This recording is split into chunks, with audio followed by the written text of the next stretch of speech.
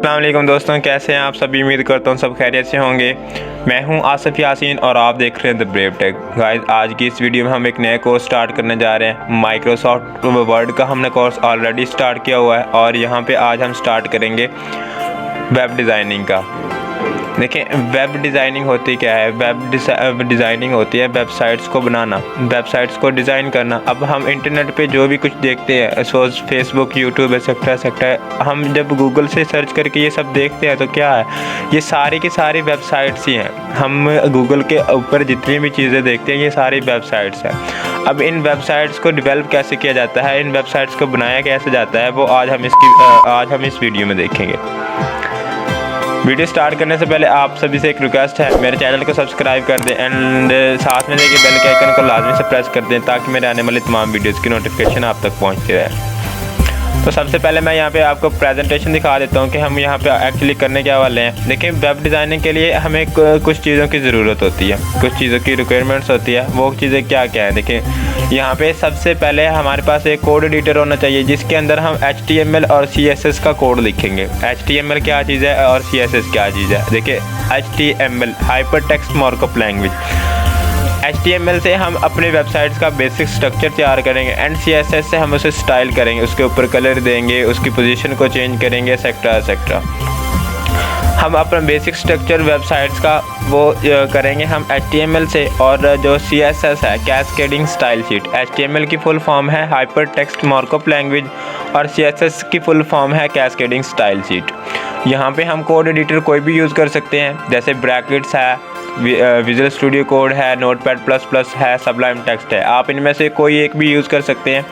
And उसके बाद हमारे पास एक वेब ब्राउज़र होना चाहिए। अब वेब ब्राउज़र किस लिए, वेब ब्राउज़र चाहिए होगा हमें इसका आउटपुट देखने के लिए।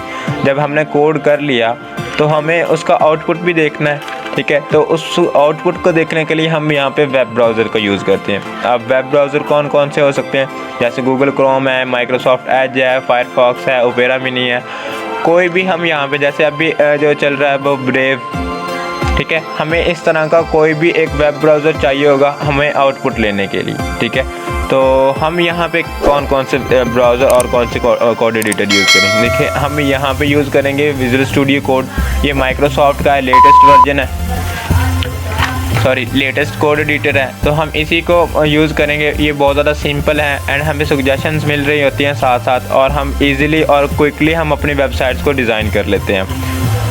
तो चलिए हम इसे डाउनलोड करते हैं। इसका जो लिंक है वो आपको डिस्क्रिप्शन में मिल जाएगा, आप वहाँ पे सिंपली क्लिक करके इसे डाउनलोड कर सकते हैं।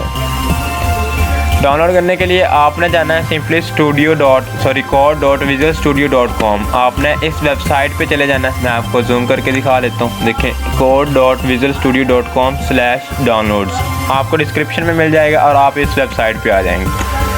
अब आपने सिंपली करना क्या है, अगर आप विंडोज़ यूज़र हैं, विंडोज़ यूज़ कर रहे हैं, तो आपने सिंपली विंडोज़ इस पर क्लिक कर देना है और आपकी डाउनलोडिंग स्टार्ट हो जाएगी। और अगर आप लिनक्स का कोई ऑपरेटिंग सिस्टम यूज़ कर रहे हैं, जैसे डेबियन, उबंटू, रेड हैट वगैरह, अगर आप इनमें से कोई एक यूज़ कर रहे हैं तो आप सिंपली इस पर क्लिक करके उसके लिए यूज़ कर सकते हैं। एंड नेक्स्ट हमारे पास मैकबुक या मैक टीवी वगैरह आप यूज़ कर रहे हैं। मैक टीवी तो रिकॉर्डिंग नहीं होती। अगर आप मैकबुक वगैरह यूज़ कर रहे हैं तो आप सिंपली इस पर क्लिक करके डाउनलोड कर सकते हैं। मैंने ये ऑलरेडी डाउनलोड करके रखा है, मैं आपको दिखा देता हूँ। देखिए, यहाँ पे मैंने विजुअल स्टूडियो कोड डाउनलोड करके रखा हुआ है। विजुअल स्टूडियो कोड डाउनलोड करके रखा है, तो चलिए हम इसे इंस्टॉल कर लेते हैं। आपने भी इस तरह करना है, जब डाउनलोड कर लें सिंपली रन एज एडमिनिस्ट्रेटर पे क्लिक करना और यहाँ से परमिशन को अलाउ कर देना। अब उसके बाद आपके पास कुछ इस तरह का इंटरफेस आएगा। वैसे मैंने ये ऑलरेडी यहाँ पे डाउनलोड करके रखा है, इंस्टॉल भी किया हुआ है, लेकिन मैं आपको दिखा देता हूँ कि आपने ये कैसे करना है। एक्सपेक्ट द एग्रीमेंट पे क्लिक करना है एंड नेक्स्ट पे क्लिक कर देना है। अगेन इन सब को चेक करना है। मैं अगेन बता देता हूँ, इन सब को आपने चेक करना है। ये इसका रीज़न मैं आपको लास्ट में बताऊँगा। एंड उसके बाद आपने नेक्स्ट पे क्लिक कर देना है। नेक्स्ट पे क्लिक करने के बाद सिंपली इंस्टॉल पे क्लिक करना है, तो आपकी ये जो इंस्टॉलेशन है वो स्टार्ट हो जाएगी। जैसे ही इंस्टॉल होगी, अभी मैं के लिए मैं इसे कैंसिल कर रहा हूँ क्योंकि मेरा ऑलरेडी इंस्टॉल है, तो मैं नहीं चाहता कि मेरी स्टोरेज फुल हो। और चलिए गाइस, हमने अपना विजुअल स्टूडियो कोड डाउनलोड कर लिया है, आप देख सकते हैं यहाँ पे। अब सिंपली आपने इस पर क्लिक करके एंड फिनिश कर देना है। अभी लॉन्च नहीं करना। लॉन्च क्यों नहीं करना, हम यहाँ पे एक फ़ोल्डर बनाएंगे अपना डेस्कटॉप के ऊपर। यहाँ पे सिंपली एक फ़ोल्डर बनाना है। फोल्डर बनाने के लिए शॉर्टकट की अगर आपको नहीं पता तो मैं आपको बता देता हूँ। Control shift and N press करेंगे तो हमारे पास एक नया फोल्डर जनरेट हो जाएगा। अब आपने सिंपली इसे रीनेम करना है। मैं यहाँ पे लिख देता हूँ फर्स्ट चैप्टर, ठीक है। फर्स्ट चैप्टर करके मैंने एक फ़ोल्डर बनाया है और अब इसके अंदर आना है और अंदर आके राइट क्लिक कर देना है आपने। राइट क्लिक करने के बाद अगर आपको यहाँ पे ओपन विद कोड नज़र आएगा। अब यहाँ पे अगर आप उन चेक बॉक्सेस को चेक ना करते तब आपके पास ये चीज़ नहीं आनी थी। अब आपने सिंपली ओपन विद कोड पे क्लिक कर देना है और ये विजुअल स्टूडियो कोड में ओपन हो जाएगा। अब जैसे ही आपने इस पर क्लिक किया और तो देखिए हमारे पास विजुअल स्टूडियो कोड की विंडो ओपन हो गई है। यहाँ पे हम HTML का कोड करेंगे। पहले हम HTML का कोड करेंगे एंड देन हम CSS करेंगे। देखिए यहाँ पे गेट स्टार्टेड आ गया। आपने इसे सिंपली क्लोज कर देना एंड क्लोज करने के बाद यहाँ राइट साइड में आपके पास वही फोल्डर ओपन हो जाएगा। अब यहाँ पे आप जो फाइल बनाएंगे वो आपकी फ़ाइल यहाँ पे इस फोल्डर के अंदर सेव हो जाएगी। मैं आपको करके दिखा देता हूँ। आपने सिंपली यहाँ पे आना है। अगर नई फाइल बनानी है तो यहाँ पे क्लिक करना है एंड यहाँ पे अपनी फ़ाइल का नाम देना है। मैं अगेन लिख देता हूँ यहाँ पे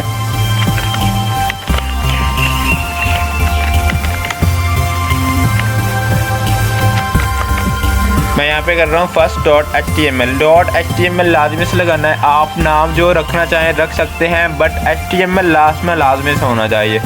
मैंने यहाँ पे .html लिखा और उसके बाद सिंपली इंटर कर दिया। आप देख सकते हैं मैंने यहाँ पे फ़ाइल बनाई तो वहाँ पे ऑलरेडी एक फ़ाइल बन गई ऑटोमेटिकली, ठीक है। तो अब हम इसके अंदर कोड करेंगे, ठीक है। यहाँ पे हम कोड स्टार्ट करने जाएंगे। कोड स्टार्ट करने के लिए देखें हमारे पास सबसे पहले HTML5 जो अभी लेटेस्ट वर्जन है HTML का हाइपरटेक्स्ट मार्कअप लैंग्वेज का, वो है HTML5। तो हमें HTML5 का एक टेम्पलेट चाहिए होगा जिसके अंदर हम कोड करेंगे। वो टेम्पलेट लेने के लिए आपने सिंपली करना क्या है, आपने शिफ्ट का बटन प्रेस करना है और 1 प्रेस कर देना है, साइन ऑफ एक्सक्लेमेशन डालना है एंड सिंपली ओके इंटर या फिर टैब प्रेस कर देना, ठीक है। यहाँ पे देखिए हमारे पास ये टेम्पलेट आ गया। अब ये HTML5 का टेम्पलेट है, आप इस तरह से भी ले सकते हैं और कंट्रोल जी करके मैं आपको दोबारा अगेन से दिखा देता हूँ। अगर आप HTML5 भी लिखेंगे ना यहाँ पे, ठीक है, HTML5 इस तरह से, तो भी आपके पास यही चीज़ आने वाली है। तो इसे हम कहते हैं HTML5 का टेम्पलेट। इन चीज़ों के बारे में मैं आपको नेक्स्ट वीडियो में बताऊँगा इंशाल्लाह। अभी के लिए आप सिर्फ इतना देख लें, जो हमारे पास यहाँ पे टाइटल है ये हमारी वेबसाइट का नाम होता है, ठीक है। यहाँ पे हम जो नाम रखते हैं वो हमारी वेबसाइट का नाम होता है। सपोज़ यहाँ पे मैं लिख देता हूँ माई फर्स्ट वेबसाइट या माई फर्स्ट साइट कर देता हूँ। ऐसे यही टाइप किया एंड टाइप करने के बाद अब हम इसे सेव करेंगे। देखिए सेव कैसे करेंगे, कंट्रोल S प्रेस कर देना है, सेव हो जाएगा। जब तक आप इसे सेव नहीं करेंगे, ठीक है, जब आप इसे सेव नहीं करेंगे तो आपको ऊपर यहाँ पे आप देखते हैं ऊपर यहाँ पे एक सर्कल नज़र आएगा वाइट कलर का। मैं आपको जूम करके दिखा देता हूँ। ये सर्कल नज़र आएगा क्लोज के साथ, यहाँ पे ये सर्कल नज़र आएगा जब आपने सेव नहीं किया होगा, और जैसे ही आप सेव करेंगे तो वो हट जाएगा। मैं कंट्रोल S प्रेस कर रहा हूँ तो देखिए सेव हो गया, ठीक है। अब उसके बाद हमें इसका आउटपुट देखना है कि आउटपुट क्या आया है। हमने सिंपली इस पर क्लिक कर देना है यहाँ पे और उसके बाद हमने करना है कॉपी पाथ पे, ठीक है। कॉपी पाथ आप शॉर्टकट की भी यूज़ कर सकते हैं, शिफ्ट ऑल्ट और C। कॉपी पाथ करने के बाद अब आपने वेब ब्राउज़र को ओपन करना है। वेब ब्राउज़र को ओपन करने के बाद यहाँ लिंक में जहाँ पे हम सर्चेस करते हैं, ठीक है, यहाँ पे आके आपने वो जो पाथ हमने कॉपी किया था वो पेस्ट कर देना। सॉरी,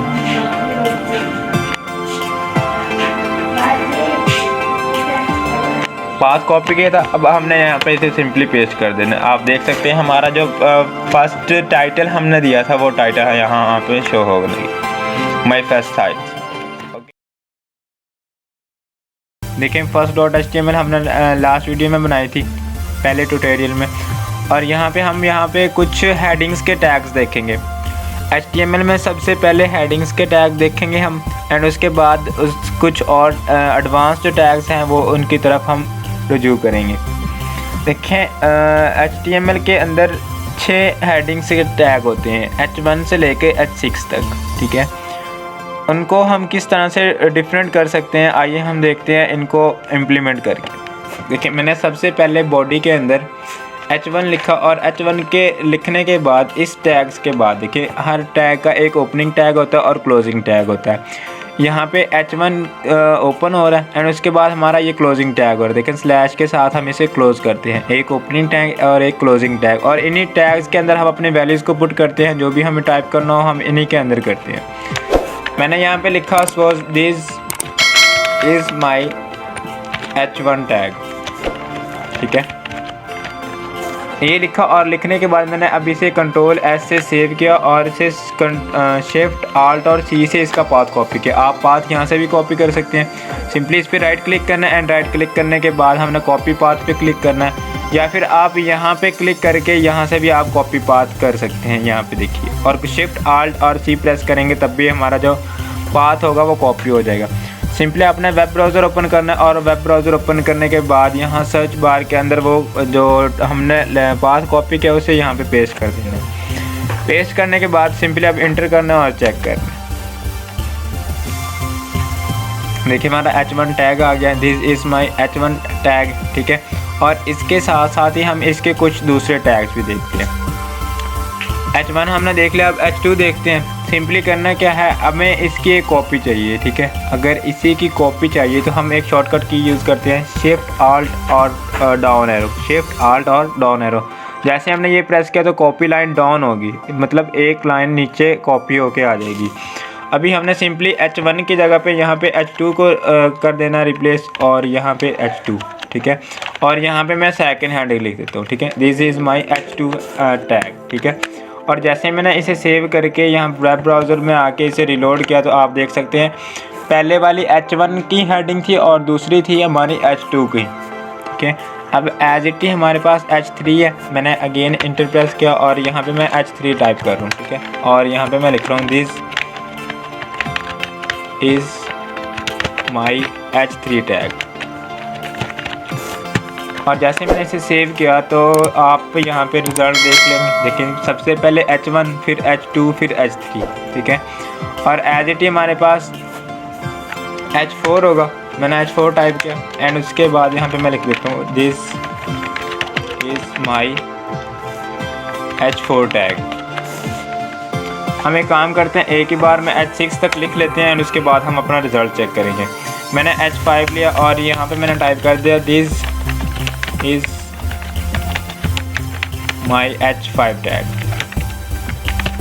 ठीक है। और एज इट ही हम H6 लिखेंगे, H6 टाइप किया और मैंने लिख दिया यहाँ पे this is my H6 tag, ठीक है। H1 से लेके हमने H6 तक टैग लिखे। अब देखते हैं हम इसका आउटपुट देखते हैं। मैंने यहाँ पे क्लिक किया, क्लिक करने के बाद कंट्रोल और R प्रेस किया रिलोड करने के लिए। आप देख सकते हैं कि हमारा जो H1 टैग था वो सबसे बड़ा आया, ठीक है। उसका जो फाउंड का साइज़ है, जो टेक्स्ट का साइज़ है वो उसका सबसे बड़ा है। एंड उसके बाद H2, फिर H3, H4, H5 and H6, ठीक है। ये हमारे पास होती है HTML के अंदर हेडिंग्स के टैग, इन्हें हेडिंग टैग बोलते हैं, H1 से लेके H6 तक। अब ये नहीं है कि आपने यहाँ पे H1 पहले डिक्लेयर कर दिया, आपने H1 ले लिया और उसके बाद आप H1 नहीं ले सकते, ऐसा कुछ नहीं है। आप H1 को जितनी बार चाहें इतनी बार ले सकते हैं। देखिए मैं आपको लेके दिखाता हूँ। मैंने ये अगेन H1 टाइप किया और H1 के बाद मैंने लिख दिया यहाँ पे this is my again H1 tag.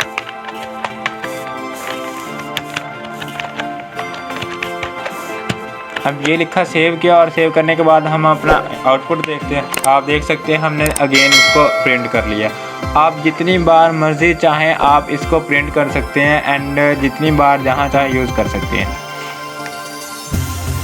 मैंने अगेन इसको ओपन किया। ये तो था हमारे पास हेडिंग टैग एंड उसके बाद ही हमारे पास पैराग्राफ का टैग आता है। अगर हमें पैराग्राफ लिखना है तो हम क्या करेंगे, सिंपली मैंने इंटर प्रेस किया, ठीक है।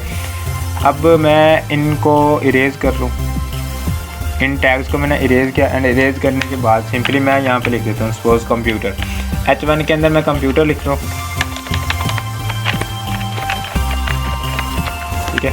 अब उसके बाद मैंने कंप्यूटर का कोई पैराग्राफ लिखना है, ठीक है। कंप्यूटर का मैंने कोई पैराग्राफ लिखना है तो पैराग्राफ लिखने के लिए हमारे पास HTML के अंदर पी टैग होता है। सिंपली पी प्रेस किया एंड पी प्रेस करने के बाद हमने एंटर प्रेस कर दिया।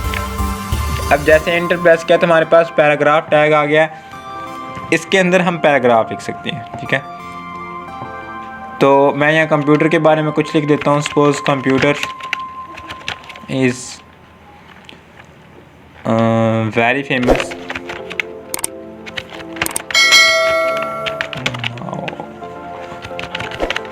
ठीक है। इस तरह से मैंने टाइप किया, लेकिन मुझे अभी इसके बारे में काफ़ी ज़्यादा मतलब लेंथी पैराग्राफ लिखना है और मैं नहीं चाहता कि मुझे टाइप करना पड़े। बस मैंने एक्सपेरिमेंट के लिए, टेस्ट के लिए मैंने एक बड़ा सा पैराग्राफ लेना है। तो तब क्या करेंगे, तब हम यूज़ करते हैं माइक्रोसॉफ्ट की एक जो डमी टेक्स्ट देता है हमें, विजुअल स्टूडियो कोड। देखिए हमने यहाँ पे लिखा लोरम, ठीक है, और हम लोरम लिखने के बाद सिंपली एंटर किया। देखें हमें एक वर्ड्स मिल गए हैं काफ़ी सारे सिर्फ लोरम लिखने से। देखें इतनी लाइन मिली है, लेकिन ये लाइन आगे जा रही है, तो हमें इसे रैप करना पड़ेगा। रैप करने के लिए आपको कौन सी की प्रेस करनी है, देखें आल्ट और जी प्रेस करेंगे तो ये टेक्स्ट हमारा रैप हो जाएगा। काफ़ी सारे टेक्स्ट आ गए, मैंने सेव किया एंड सेव करने के बाद हम अपना रिजल्ट चेक करते हैं। देखिए मैंने इसे रीलोड किया तो आप देख सकते हैं हमारे पास पैराग्राफ आ गया। अब लोरम को आप इस तरह भी यूज़ कर सकते हैं। अगर इससे ज़्यादा चाहिए, मैंने अगेन लोरम लिखा और लोरम मैंने सपोज 200 कर दिया। जितने वर्ड्स आपको चाहिए लोरम के, लोरम एक डमी वर्ड्स देता है हमें और इन वर्ड्स का कोई मतलब नहीं होता, ऐसे ही बस डमी टेक्स्ट होता है हमारे पास। मैंने लोरम 200 लिखा क्योंकि मुझे लोरम के 200 वर्ड्स चाहिए थे एंड सिंपली एंटर पे क्लिक। ठीक है, हमारे पास 200 वर्ड्स आ गए। अब हम चेक करते हैं हमारा आउटपुट, ठीक है। तो इस तरह से वर्क करता है हमारा पैराग्राफ। एंड अगेन सपोज मैं जो कंप्यूटर के पार्ट्स हैं उसके बारे में कुछ बताना चाह रहा हूँ। मैंने यहाँ पे लिखा H1 टैग अगेन, और इसमें हम क्या लिखेंगे, यहाँ पे हम लिख लेते हैं पार्ट्स ऑफ कंप्यूटर, ठीक है। मैंने पार्ट्स ऑफ कंप्यूटर लिखा एंड पार्ट्स ऑफ कंप्यूटर लिखने के बाद अब हम अपना रिजल्ट चेक करते हैं। यहाँ पे मैंने कंट्रोल R प्रेस किया और उसके बाद हम अगेन इसके नीचे कोई डमी पैराग्राफ ले लेते हैं। मैंने यहाँ पे P टैग लिया और यहाँ पे मैंने लोरम के कुछ वर्ड्स ले लिए। सपोज लोरम 200 वर्ड्स या लोरम 300 वर्ड्स, ठीक है। अब सेव करेंगे एंड सेव करने के बाद हम इसका रिजल्ट चेक करेंगे। आप देख सकते हैं इस तरह से हमारी हेडिंग्स और पैराग्राफ टैग्स वर्क करते हैं HTML के अंदर।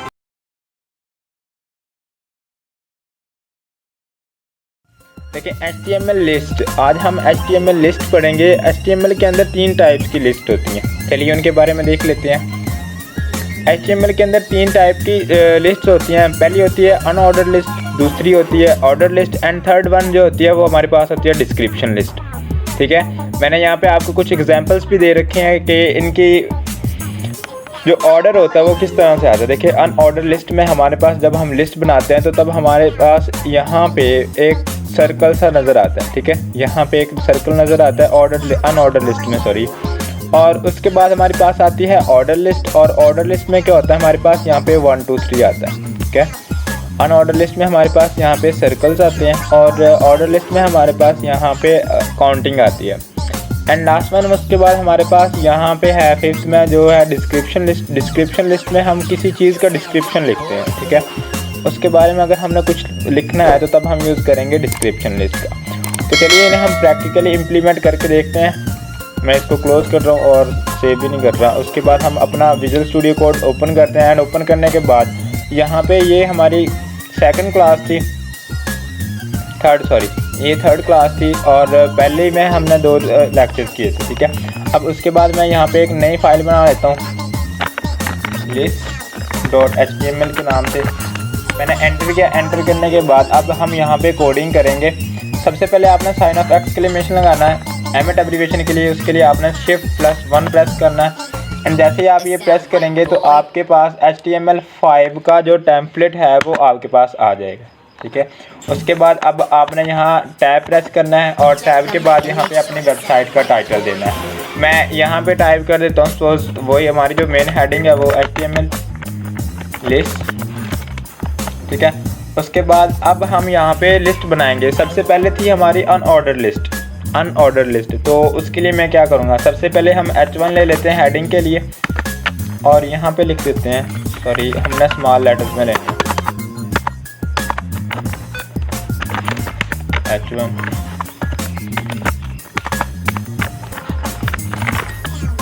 H1 टाइप करना है एंड इसके अंदर लिखना है अनऑर्डर लिस्ट।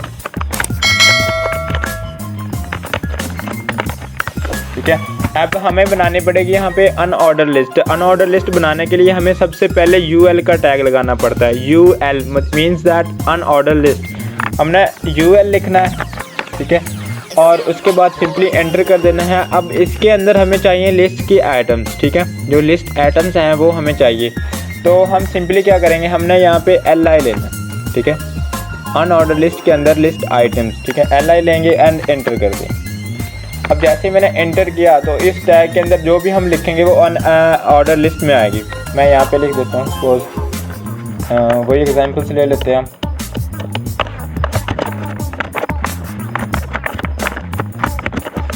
कीबोर्ड, अब इसकी मैं 2-3 लाइंस कॉपी कर लेता हूँ, ठीक है, इस तरह से कॉपी लाइन डाउन, और यहाँ पे हम एक लिस्ट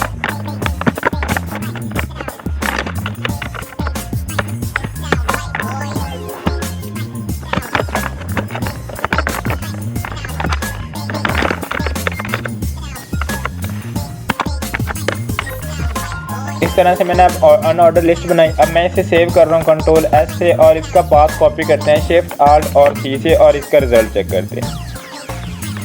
ये हमारी लास्ट क्लास थी। अब हम यहाँ पे इसका लिंक पेस्ट कर देते हैं, पाथ मैंने एंटर किया, और एंटर करने के बाद अब इसको मैं क्लोज कर रहा हूँ। देखिए अब हमारे पास ये आई है अनऑर्डर लिस्ट। अनऑर्डर लिस्ट में आप चेक कर सकते हैं, यहाँ पे हमारे पास सर्कल आए हैं। जो हमने लिस्ट बनाई थी उसकी एक लिस्ट आई है और वो ऑर्डर नहीं है, मतलब, ठीक है। अब उसके बाद हम ऑर्डर लिस्ट देखते हैं कि ऑर्डर लिस्ट क्या करेंगे।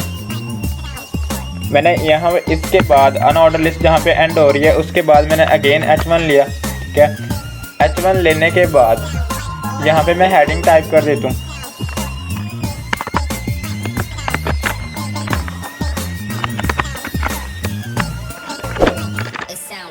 और यहाँ पे हम लिखेंगे ऑर्डर लिस्ट,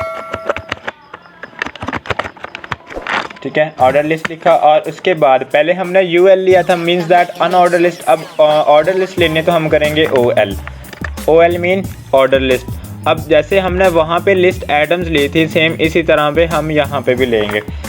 मैंने यहाँ पे अगेन LI लिखा, ठीक है। बल्कि इस तरह से करते हैं कि हम इस LI आइटम्स को, जो ऊपर वाली आइटम्स हैं, हम इन्हीं को कॉपी कर लेते हैं, ठीक है। कंट्रोल C से मैंने कॉपी किया और ऑर्डर लिस्ट के अंदर हम पेस्ट कर देते हैं, ठीक है। मैंने सेव किया, एंड सेव करने के बाद हम अपने प्रोजेक्ट में आते हैं एंड यहाँ पे इसे रीलोड करते हैं। देखिए अनऑर्डर लिस्ट और ऑर्डर लिस्ट, ठीक है, आपको डिफरेंस नज़र आ रहा है। ये ऑर्डर लिस्ट होती है अनऑर्डर लिस्ट, और ये हमारे पास ऑर्डर लिस्ट होती है। एंड लास्ट वन जो हमारे पास टैग है वो है डिस्क्रिप्शन लिस्ट। तो डिस्क्रिप्शन लिस्ट चेक करते हैं कैसी है। देखिए अब जो डिस्क्रिप्शन लिस्ट है ये इन दोनों से डिफरेंट है, ठीक है। यहाँ पे जैसे हमने अनऑर्डर लिस्ट ली थी UL से, फिर ऑर्डर लिस्ट ली थी OL से, एंड उसके अंदर हमने LI आइटम्स लिस्ट आइटम्स लगाए थे, लेकिन यहाँ पे ऐसा नहीं होगा। अब हमें डिस्क्रिप्शन लिस्ट लेने के लिए सबसे पहले तो मैं यहाँ पे H1 लेता हूँ,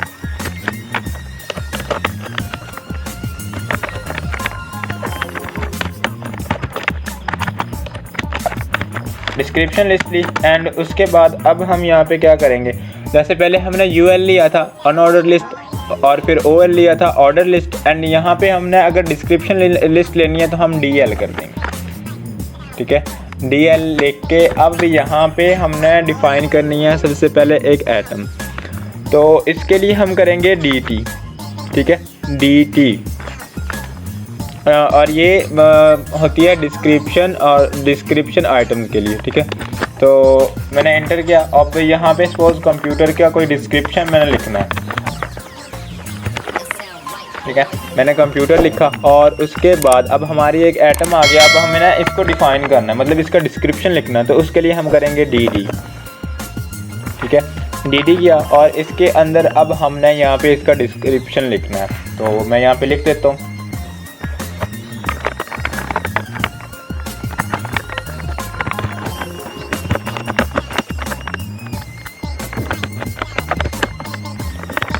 सॉल्व, इस तरह से करते हैं, सॉल्व डिफरेंट प्रॉब्लम,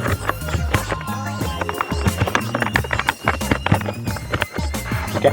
मैंने ये लिखा एंड लिखने के बाद अब हम रिज़ल्ट चेक करते हैं। कंट्रोल एस से मैंने सेव किया एंड सेव करने के बाद अब देखें मैंने रीलोड, आप देख सकते हैं जो हमने डिस्क्रिप्शन आइटम लगाई थी वो कंप्यूटर एंड कंप्यूटर की नेक्स्ट डेफिनेशन, ठीक है। अब ये डेफिनेशन है लिखी, मैंने ऐसे ही लिख लिया जो माइंड में आया अभी के लिए। तो इस तरह से हमारी वर्क करती है HTML की लिस्ट, ठीक है। और अगर मैं इसे कॉपी करके अगेन पेस्ट कर देता हूँ, मैंने इसको, या फिर इस तरह से करते हैं, इसका जो टेक्स्ट है ना वो कॉपी पेस्ट कर देते हैं। मैंने इस पूरे टेक्स्ट को कॉपी किया, ठीक है, कंट्रोल C से एंड यहाँ पे आके मैंने इसे पेस्ट कर दिया यहाँ पे एंड कंट्रोल V से पेस्ट। अब हमारा टेक्स्ट आगे जा रहा है, हम इसे रैप कर देंगे Alt और G से, मैंने रैप कर दिया। अब उसके बाद सेव करके रिज़ल्ट चेक करते हैं कि कैसा आया। देखिए इस तरह से हमारा रिज़ल्ट आया। अब उसके बाद मैं एक बार इसे और कॉपी कर लेता हूँ, जो यहाँ पे मैंने इस पूरे को कॉपी किया एंड कॉपी करने के बाद यहाँ पे मैंने पेस्ट किया। और यहाँ पे हम अपनी हेडिंग को अभी चेंज करके देखते हैं, कंप्यूटर पार्ट्स कर देता हूँ मैं यहाँ, सेव किया एंड सेव करने के बाद हम यहाँ पे इसे रिलोड कर देंगे। आप देख सकते हैं पहले एक डिस्क्रिप्शन आइटम आई और उसका डिस्क्रिप्शन लिखा हमने, फिर उसके बाद दूसरी डिस्क्रिप्शन आइटम आई और उसके बाद हमने लिखी उसकी डिस्क्रिप्शन। तो इस तरह से हमारे वर्क करती है HTML लिस्ट, और यही 3 लिस्ट होती हैं HTML के अंदर। हम इनको यूज़ करेंगे जब हमने कोई चीज़ किसी चीज़ की लिस्ट मेंशन करनी होगी अपनी वेबसाइट के अंदर। अभी हम जस्ट HTML पे फोकस कर रहे हैं, HTML को कंप्लीट करेंगे एंड देन हम CSS पे जाएंगे कैस्केडिंग स्टाइल शीट में। वहाँ पे हम इसे डिज़ाइन करेंगे, इसका कलर चेंज करेंगे, इसकी पोजीशन वगैरह चेंज करके चेक करेंगे और अपनी वेबसाइट्स को प्रोफेशनल लुक देंगे, ठीक है। होप आपको ये लिस्ट, जो तीनों लिस्ट हैं, ये समझ में आ गई होंगी। अगर लिस्ट सारी की सारी आपको समझ में आ गई हैं तो लाइक का बटन प्रेस कर दें। लास्ट क्लास में हमारी ये कुछ लिस्ट थी जो हमने लास्ट वीडियो में कवर की थी एंड आज हम एक नई फाइल बनाएंगे। मैंने यहाँ पे क्लिक किया एंड क्लिक करने के बाद हम यहाँ पे लिख देते हैं input tags.html, ठीक है। इनपुट टैग्स हम यूज़ क्यों करते हैं और कब और कहाँ कैसे यूज़ करते हैं, ठीक है।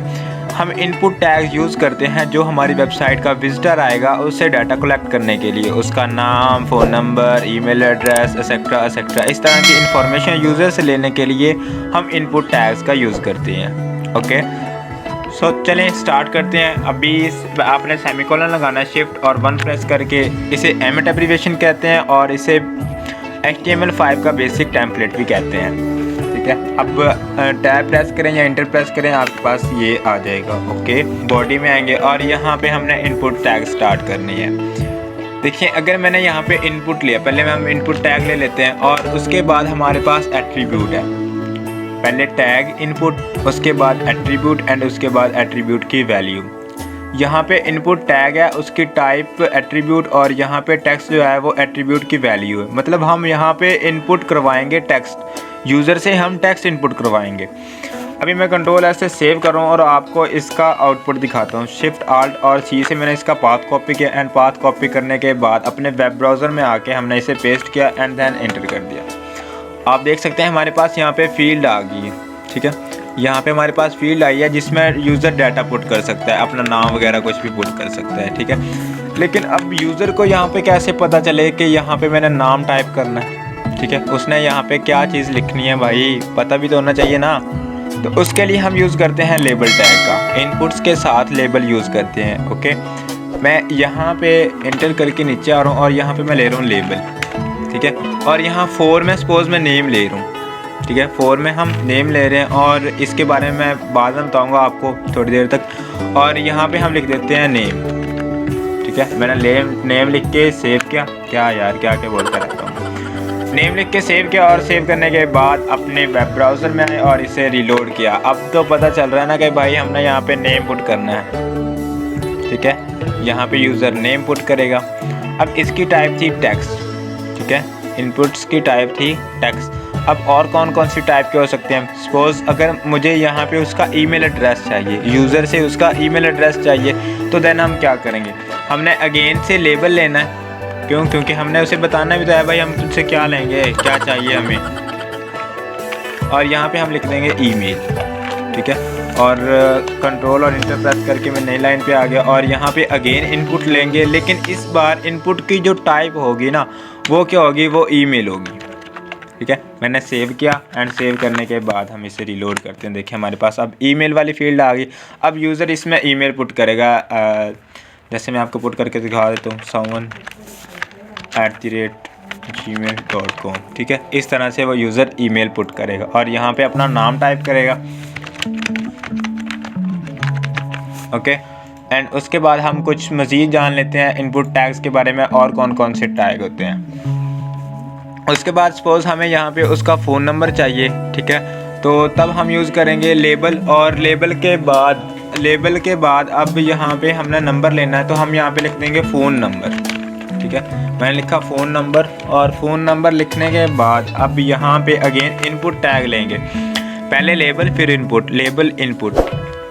अभी मैंने इनपुट लिखा, लेकिन अब की बार इसकी टाइप क्या होगी, अब की बार इसकी टाइप होगी नंबर, क्या। मैंने सेव किया, सेव करने के बाद वेब ब्राउज़र में आते हैं और यहाँ पे देखिए अब फ़ोन नंबर है और नंबर यहाँ से इंक्रीज़ हो सकता है, ठीक है।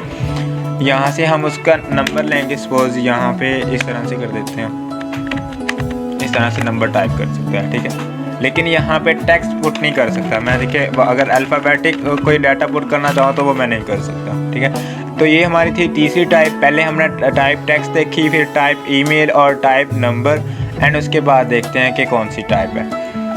मैंने यहाँ पे अगेन इंटर किया और यहाँ पे अब मैं कुछ और डाटा लेना चाह रहा हूँ, ठीक है। सपोज़ मुझे जो यूज़र है उससे उसका फेवरेट कलर पूछना है, तो मैं यहाँ पे लेबल लूँगा। मैंने इसे सेव किया, अभी सेव नहीं कर रहे, मैंने नीचे आया और यहाँ पे हम इनपुट ले लेते हैं, ठीक है। इनपुट के बाद अब यहाँ पे हमने लिखना है कलर, लेकिन हम जैसे कलर लिखते हैं स्पेलिंग्स के साथ कलर लिखते हैं, इस तरह से नहीं लिखना। अभी COLOR लिखना है हमने, ठीक है। COLOR कलर होता है कंप्यूटर के अंदर। अभी मैंने टैब के साथ विंडो चेंज किया और चेंज करने के बाद मैंने इसे रिलोड किया, ठीक है। अब यूज़र यहाँ से हमें अपना जो फेवरेट कलर है उसका वो दे सकता है, ठीक है। अब जैसे ही वो सबमिट करेगा इस फॉर्म को तो वो हमारे पास आ जाएगा, ठीक है। ये हमारी थी फोर्थ टाइप, पहली text, email, phone number number और उसके बाद कलर। अब हमें सपोज उससे टाइम लेना है, ठीक है। हमने उससे टाइम लेना है तो तब क्या करेंगे, तो तब सेम है वैसे यहाँ पे हमने इनपुट लेना है एंड इनपुट के बाद टाइप में हम लिख देंगे टाइम, ठीक है। जैसे मैंने टाइम लिखा, सेव किया और उसके बाद हम यहाँ पे गए, तो अब यूज़र से हम टाइम ले सकते हैं, ठीक है। यहाँ से जो वो टाइम सेट करेगा वो हमारे पास आ जाएगा, जैसे वो इसे सबमिट करेगा फॉर्म को वो हमारे पास आ जाएगा, ठीक है। तो उसके बाद यहाँ पे देखिए जैसे टाइम था एज इट हमारे पास डेट होता है, हमने अगेन इनपुट लेना और इनपुट के बाद हम यहाँ पे डेट टाइप कर देंगे। मैंने डेट ली और उसके बाद रिलोड किया। देखिए अब यहाँ पे हम उस यूज़र से उसकी डेट ले सकते हैं। सपोज़ हमें डेट ऑफ बर्थ चाहिए उसकी या कोई और डेट वगैरह हो सकती है अपनी वेबसाइट में, तो देन हम ये चीज़ यूज़ करके वो कर सकते हैं, ठीक है। और एक और वैल्यू आपको मैं बताता चलूँ। सपोज़ देखें यहाँ पे कुछ वेबसाइट्स में ऐसा होता है कि यहाँ अंदर भी कुछ लिखा हुआ होता है और जैसे हम टाइप करने लगते हैं वो गायब हो जाता है, तो उस चीज़ को कहते हैं हम प्लेस होल्डर, ठीक है, प्लेस होल्डर। अब वो प्लेस होल्डर कैसे टाइप करना है, मैंने यहाँ टाइप टेक्स्ट, देखें यहाँ पे टाइप इसकी टेक्स्ट है। एक काम करते हैं यहाँ पे हम ना BR टैग लगा देते हैं ताकि ये नई लाइन में, मैंने यहाँ पे BR सेट किया, यहाँ पे भी BR और उसके बाद यहाँ पे भी BR और यहाँ पे भी BR और उसके बाद हम यहाँ पे भी BR लिखेंगे, ठीक है। मैंने यहाँ पे BR किया मैंने यहाँ पे और उसके बाद मैंने यहाँ पे भी BR कर दिया, ओके। मैंने इसे सेव किया, सेव करने के बाद अब इसे रीलोड करते हैं। देखिए हमारे पास एक अच्छा खासा फॉर्म आ गया, ठीक है। और उसके बाद अगर हम इनको भी BR के साथ नीचे कर देते हैं, यहाँ पे मैंने अगेन BR लिखा और यहाँ पे मैंने BR। और वैसे ये चीज़ हम स्टाइलिंग से भी कर सकते हैं, जब हमने CSS पढ़ा ना तो देन ये चीज़ें हमारी क्लियर हो जाएंगी, ठीक है। तो हमारे पास प्लेस होल्डर था, अब प्लेस होल्डर देखते हैं कहाँ पे लगाना है, जहाँ पे टाइप है इसके बाद हमने एक एट्रीब्यूट लगाना है प्लेस होल्डर के नाम से, और इसके अंदर हम जो भी लिखेंगे वो उस फील्ड के अंदर जो इनपुट है उसके अंदर शो होगा। जैसे मैंने यहाँ पे नेम लेना तो मैं कह देता हूँ एंटर योर नेम, ठीक है। मैंने ये सेव किया एंड सेव करने के बाद इसे मैंने रिलोड किया, आप देख सकते हैं यहाँ पे आ गया एंटर योर नेम, ठीक है। और उसके बाद हम दूसरे में भी सेट कर देते हैं, यहाँ पे टाइप ईमेल था तो हम यहाँ पे लिख देते हैं प्लेस होल्डर। और प्लेस होल्डर क्या चीज़ है, प्लेस होल्डर हमारा एट्रीब्यूट है। मैं यहाँ पे लिख देता हूँ एंटर योर ईमेल, ठीक है। मैंने सेव किया और सेव करने के बाद यहाँ जो नंबर है इसमें भी हम लगा देते हैं जिसकी टाइप नंबर है, और यहाँ पे भी मैं प्लेस होल्डर लगा देता हूँ, ठीक है, प्लेस होल्डर। और यहाँ पे मैं लिख देता हूँ इंटर योर फ़ोन नंबर। मैंने इसे कंट्रोल ऐसे सेव किया एंड रीलोड। आप देख सकते हैं यहाँ पे enter your name, enter your email, enter your phone number. और यहाँ से हम कलर चूज़ करवाएंगे उससे, यूज़र से, एंड यहाँ पे हम उससे टाइम लेंगे, ठीक है, और उसके बाद यहाँ पे हम उससे डेट लेंगे, ठीक है। अभी ये BR आ रहा है, देखते हैं इसका क्या इशू है। यहाँ पे BR हमने टैग नहीं लिया, वैसे यहाँ पे BR टैग की कोई ज़रूरत भी नहीं है क्योंकि हमें इसके नेक्स्ट कोई लगाना ही नहीं है, ठीक है। तो नेक्स्ट मूव ऑन करते हैं और देखते हैं कि हमारा नेक्स्ट कौन सा है। अब देखें, अगर मुझे यूज़र से उसकी इमेज चाहिए, ठीक है, उसकी इमेज पिक्चर चाहिए, तो देन कौन सा इनपुट यूज़ करेंगे। मैंने यहाँ पे अगेन BR लिखा, और BR लिखने के बाद अब हम अगेन लेबल लेंगे, और लेबल में यहाँ पे लिख देंगे पिक्चर, ठीक है, सॉरी पिक्चर आ गया, PICTU आ गया पिक्चर। और पिक्चर के बाद हमने इनपुट लेना है, ठीक है, और इनपुट के अंदर अब हमने यहाँ पे कर देना फाइल, ठीक है, फाइल करके सेव करेंगे। लेकिन अगर आप यहाँ पे पिक्चर लिखना चाहेंगे ना, मैं यहाँ पे लिख देता हूँ पिक्चर लिखा, और यहाँ से पिक्चर लिख के मैंने रीलोड किया। देखिए यहाँ पे पिक्चर की फील्ड बन गई है, ना कि वो पिक्चर सेलेक्ट हो रही है। तो उसके लिए हमने यहाँ पे लेना है, अगर यहाँ पे इमेज भी कर देते हैं, देखें, ठीक है, इमेज सेव किया तो तब भी हमारे पास फील्ड ही आएगी। एक मिनट, मैंने आई थिंक सेव नहीं किया, टाइप इमेज, और यहाँ लेबल में देखिए यहाँ पे अगेन वही फील्ड है, ठीक है, यहाँ पे वही फील्ड है हमारे पास। तो उसके लिए क्या करेंगे, हमने सिंपली यहाँ पे फाइल लेनी है। अगर यूज़र से कोई फ़ाइल लेने है तो ना हम फाइल कर देंगे और फाइल करके सेव करेंगे एंड रीलोड करेंगे। देखिए अब यूज़र यहाँ से इमेज सेलेक्ट कर सकते हैं। मैंने इस पर क्लिक किया, ये मेरी कंप्यूटर की डिक्शनरी को ओपन करेगा, सॉरी डायरेक्टरीज़ को। और यहाँ से सपोज़ मुझे कोई भी पिक्चर चाहिए, जो मैं पिक्चर यहाँ पे पिकअप करूँगा, सपोज़ ये वाली पिक्चर, और ओपन कर दी, तो ये पिक्चर यहाँ पे सिलेक्ट हो गया, एंड जैसे ही वो सबमिट करेगा तो वो पिक्चर मेरे पास आ जाएगी, ठीक है। ये हमारी लास्ट वाली फ़ाइल थी, ठीक है, जिसमें हमने इनपुट टैग्स देखे थे। अभी मैं यहाँ पे एक नई फ़ाइल बना रहा हूँ, इसका नाम मैं रख रहा हूँ मोर इनपुट टैग्स, मोर इनपुट टैग्स, ठीक है, .html। अब इसके अंदर हम देखेंगे कुछ नए HTML के टैग्स, नए नहीं, लेकिन ये जो लास्ट वीडियो में रह गए थे वो वाले हम कवर कर रहे हैं। यहाँ पे मैंने साइन ऑफ एक्सक्लेमेशन लगाया और एंटर कर दिया मैंने। उसके बाद हम बॉडी में आते हैं, और बॉडी में आने के बाद यहाँ पे एक लेबल लेते हैं, ठीक है। लेबल मैंने आपको लास्ट वीडियो में बताया था, अभी के लिए मैं यहाँ पे बटन कर रहा हूँ, ठीक है। और यहाँ पे नीचे अब मैं इनपुट कर रहा हूँ, और इनपुट के बाद इसकी टाइप होगी बटन की, ठीक है। मैंने इसे सेव किया, और सेव करने के बाद शिफ्ट आल्ट और सी से मैंने इसका पाथ कॉपी किया, एंड कॉपी करने के बाद यहाँ पे हम अपने वेब ब्राउज़र में आ जाते हैं। मैंने यहाँ कंट्रोल V से पाथ पेस्ट किया, और उसके बाद हम रिज़ल्ट चेक करते हैं, तो देखिए हमारे पास यहाँ पे एक बटन आ गया, ठीक है, इनपुट टाइप बटन। इस बटन को हम कस्टमाइज़ कर सकते हैं CSS के साथ, लेकिन ये CSS हम एंड पे जाके करेंगे जब हमने अपना HTML कंप्लीट कर लिया। अभी के लिए आप देख सकते हैं यहाँ पे हमारे पास एक बटन आया है, मैं जूम करके दिखा देता हूँ आपको। एक बटन आया है जिसको हम प्रेस कर सकते हैं, ठीक है। और उसके बाद हम अगेन यहाँ पे लेबल लेते हैं, और लेबल के बाद अब हम कुछ बॉक्सेस बनाते हैं, चेक बॉक्सेस। मैं यहाँ पे लिख देता हूँ सेलेक्ट आइटम्स,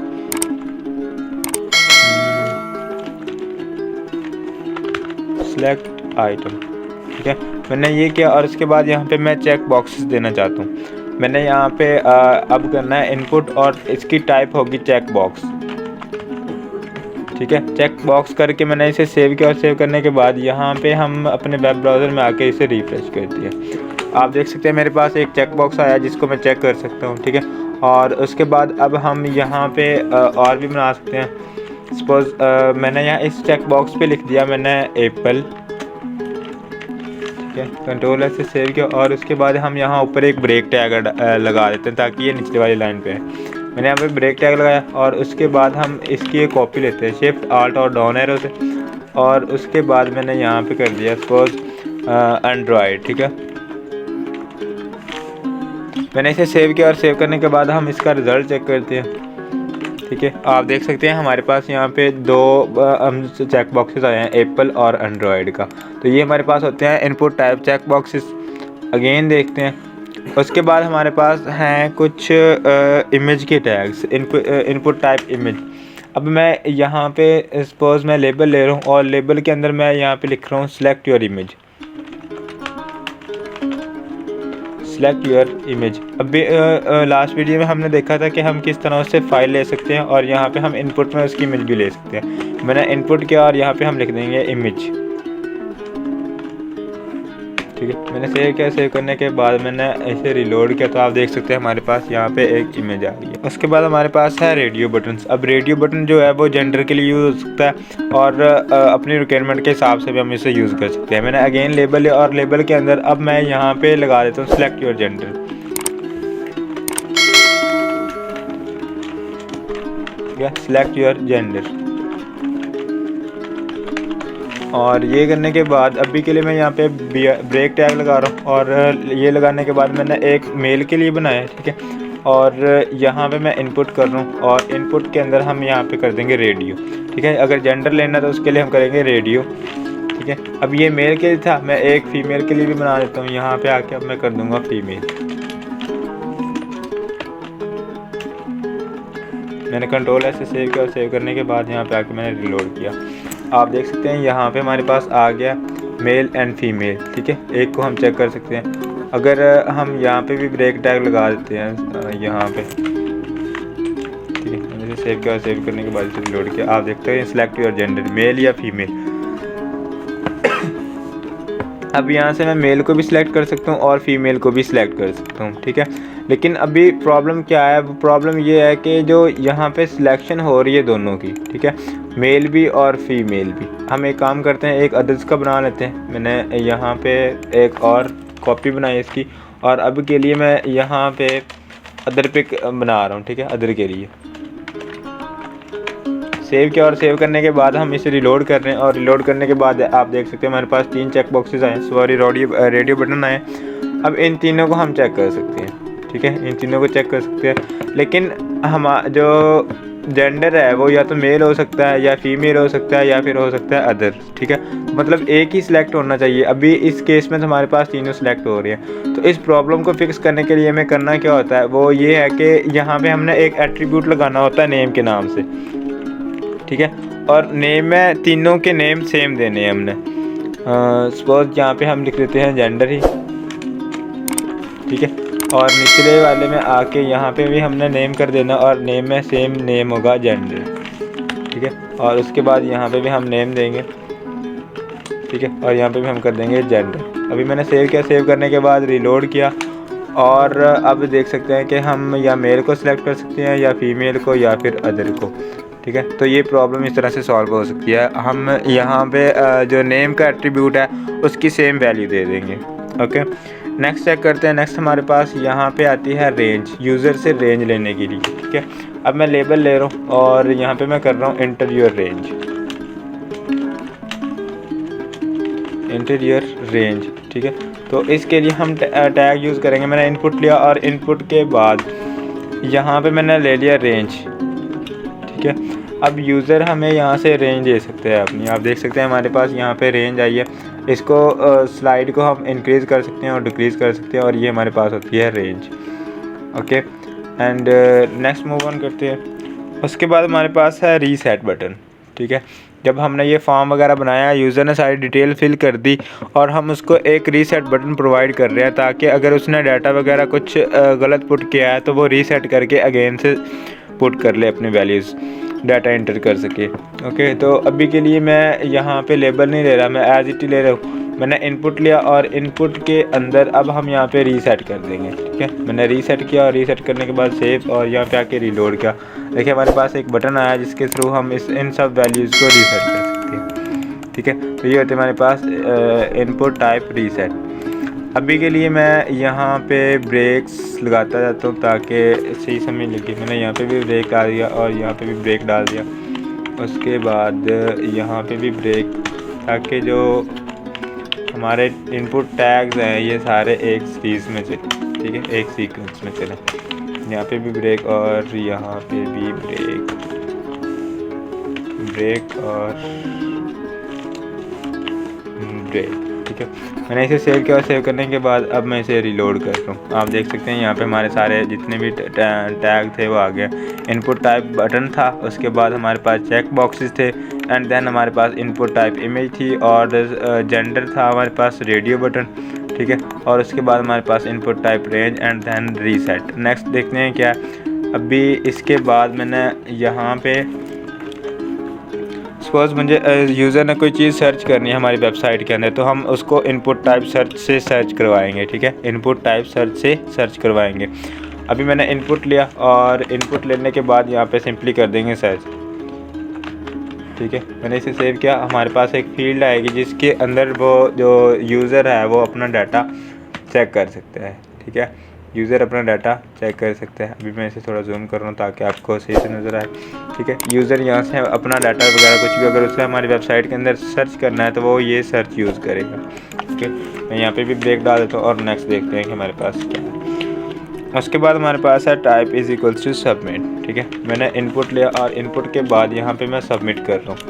मीन्स दैट जब यूज़र ने ये सारा फॉर्म फिल कर लिया तो उसने हमें सबमिट भी करना है। ठीक है, तो हम उसे सबमिट बटन प्रोवाइड कर देंगे ताकि वो अपना डाटा हमें सबमिट कर पाए। ठीक है, तो उसके लिए हम यहाँ पे सबमिट का बटन दे देंगे उसे। जैसे वो यूज़र यहाँ पे सारी वैल्यूज़ डालेगा और उसके बाद यहाँ पे मैं सपोज कुछ लिख देता हूँ ये, और उसके बाद जैसे वो सबमिट पे क्लिक करेगा तो वो उसका डाटा कहाँ जाएगा, वो हमारे वेब ब्राउज़र हमारे बैकएंड के अंदर हमारे डाटाबेस में स्टोर हो जाएगा। एंड नेक्स्ट लास्ट वन जो हमारे पास यहाँ पे है वो इनपुट टाइप URL है। अगर हमने यूज़र से कोई URL मतलब लिंक लेना है तो तब हम इनपुट टाइप URL कर देंगे। अभी के लिए मैंने सेव किया। हमारे पास सिर्फ एक फील्ड आएगी जिसके अंदर यूज़र अपना डाटा वगैरह यहाँ पे अपने लिंक वगैरह दे सकता है। मैं यहाँ पे भी ब्रेक टैग लगा देता हूँ और इसके अंदर भी ब्रेक टैग। ठीक है, मैं ऐसा करता हूँ कि यहाँ पे प्लेस होल्डर डाल देता हूँ ताकि आपको सही से समझ लगे। Search something. ठीक है, मैंने सर्च समथिंग किया और उसके बाद यहाँ पे URL के अंदर मैंने यहाँ पे सपोज प्लेस होल्डर के अंदर डाल दिया इंटर योर FB लिंक। ठीक है, मैंने सेव किया। सेव करने के बाद यहाँ पे आके मैंने इसे रीलोड किया। आप देख सकते हैं यहाँ पे जो यूज़र है वो सर्च करेगा और यहाँ पे आके वो FB अपना लिंक वगैरह कोई भी लिंक अगर उसने देना है तो वो लिंक यहाँ पे दे सकता है। तो ऑलमोस्ट हमारे इनपुट टैग्स क्लियर हो गया। उसके बाद देखें ये हमारी लास्ट क्लास थी, इसमें हमने मीडिया टैग्स देखे थे। होप आपको ये सब क्लियर हो गए होंगे। और अगर आपको इसके बारे में कोई क्वेश्चन है तो आप कमेंट बॉक्स में पूछ सकते हैं। और अगर आप नए व्यूअर हैं, आपने ये वीडियो नहीं देखी, तो मैं डिस्क्रिप्शन में लिंक दे दूँगा, आप वहाँ से जाके इस वीडियो को प्ले करके देख सकते हैं। तो आज यहाँ पे हम बनाएंगे टेबल्स। तो टेबल्स बनाने के लिए मैं यहाँ पे एक और फाइल बना लेता हूँ। ये वही फोल्डर है जो हमने पिछली वीडियोस में यूज़ किया था। यहाँ पे मैंने एक फ़ाइल बनाई tables.html। ठीक है, मैंने ये फ़ाइल बनाई और फाइल बनाने के बाद अब हम यहाँ पे लगाएंगे एमएट एब्रिविएशन। शिफ्ट 1 प्रेस करेंगे तो हमारे पास साइन ऑफ एक्सक्लेमेशन आएगा एंड एंटर प्रेस कर देंगे तो हमारे पास बॉयलर प्लेट कोड आ जाएगा। और उसके बाद यहाँ पे हम टाइटल देंगे। आपको पता है कि टाइटल में हम वेबसाइट का नाम देते हैं, टेबल इन HTML कर देंगे यहाँ पे। और उसके बाद देखिए अब हमें यहाँ पे जनरेट करना है एक टेबल। तो टेबल्स बनाने के लिए हमारे पास काफ़ी सारे टैग्स होंगे, मिक्सचर ऑफ टैग्स होंगे, जिससे हम एक टेबल को डिज़ाइन करेंगे। सबसे पहले तो यहाँ पे हमने टेबल का टैग लगाना होता है। सबसे पहले हमने टेबल का टैग लगाना है। यहाँ पे मैं लगा दूंगा टेबल, और जैसे ही टेबल किया तो अब हमारे दो पार्ट स्टार्ट हो गए हैं, एक टेबल हेड एंड एक टेबल फुटर। ठीक है, table head and table footer. तो उसके लिए क्या करेंगे, सबसे पहले तो हमें यहाँ पे टेबल का हेड बनाना है। तो उसके लिए हमें एक टेबल का कैप्शन भी चाहिए होगा जिसके बारे में हम टेबल बनाएंगे। तो सिंपली यहाँ पे लिखना है हमने कैप्शन, और कैप्शन में हमने टेबल का नाम लिख देना है कि ये टेबल है किसके अबाउट। सपोज़ यहाँ पे मैं लिख देता हूँ सपोज़ प्रोडक्ट्स टू सेल। ठीक है, प्रोडक्ट्स फॉर सेल कर देते हैं हम इस तरह से, प्रोडक्ट्स फॉर सेल। मैंने इस तरह से किया। अब हमारा कैप्शन जनरेट हो गया। मैं इसको सेव करता हूँ और देखता हूँ कि कैसा आउटपुट आया है इसका। यहाँ पे आके हम इसका पाथ प्लेस कर देते हैं और देखिए हमारे पास प्रोडक्ट फॉर सेल आ गया। लेकिन अभी ये निचली लाइन में आ रहा था क्योंकि हमारा टेबल अभी इतना ही है। जैसे टेबल इंक्रीज़ होगा ये ऑटो फिट हो जाएगा। अच्छा, अब देखिए हमें चाहिए होगा टेबल की कुछ हेडिंग्स जिनके बारे में हमें कुछ बताना है। टेबल की हेडिंग बतानी है। तो टेबल में क्या चीज़ होती है, टेबल में रो होते हैं एंड कॉलम्स होते हैं, ठीक है। तो सबसे पहले हम एक रो जनरेट करेंगे, रो बनाएंगे एंड उसके अंदर हम हेडिंग बनाएंगे। पहले रो बनाएंगे फिर हेडिंग बनाएंगे एंड उसके बाद देखें यहाँ पे मैंने लिया T R mean table row. तो इससे क्या हुआ कि यहाँ पे एक रो जनरेट हो गई है, यहाँ नीचे एक रो। अब इसके अंदर हमें टेबल्स की कुछ हेडिंग्स बनानी है तो तब हम उसके लिए ले लेंगे इसी टी आर के अंदर T H mean table heading. तो यहाँ पे सपोज मैं कर देता हूँ प्रोडक्ट। उसके बाद एक और हेडिंग चाहिए होगी। अभी मैं सेव करके दिखाता हूँ। देखिए यहाँ पे आके हम रिलोड करते हैं कंट्रोल आर से। देखिए हमारे पास प्रोडक्ट आ गया, ठीक है, प्रोडक्ट। अब उसके बाद हमें सपोज इसकी प्राइस बतानी है, ठीक है। इस तरह से हम कर देते हैं। अगेन से टी एच लेंगे, ये भी एक हेडिंग बनेगी। तो मैं यहाँ पे लिख देता हूँ प्राइस, ठीक है। और उसके बाद हम यहाँ पे इसकी अमाउंट वगैरह टाइप कर देते हैं। मैंने अगेन से टी एच लिया और यहाँ पे हम कर देंगे अमाउंट,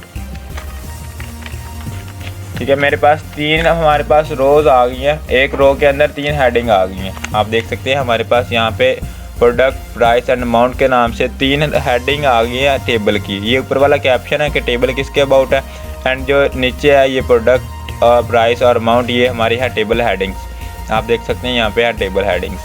अब एक और बना लेते हैं। सपोज टी एच मैंने अगेन से लिया और यहाँ पे हम कर देते हैं हम मोबाइल के बारे में कुछ लिख देते हैं, स्टोरेज।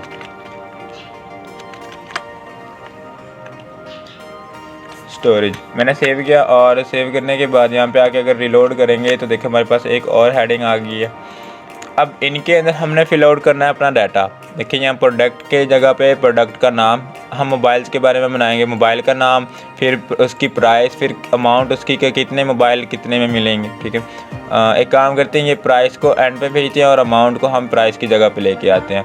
तो यहाँ से इसको कट आउट करेंगे, अमाउंट को यहाँ से कंट्रोल एक्स से कट किया और उसके बाद यहाँ पे आके हम इसे पेस्ट कर देते हैं।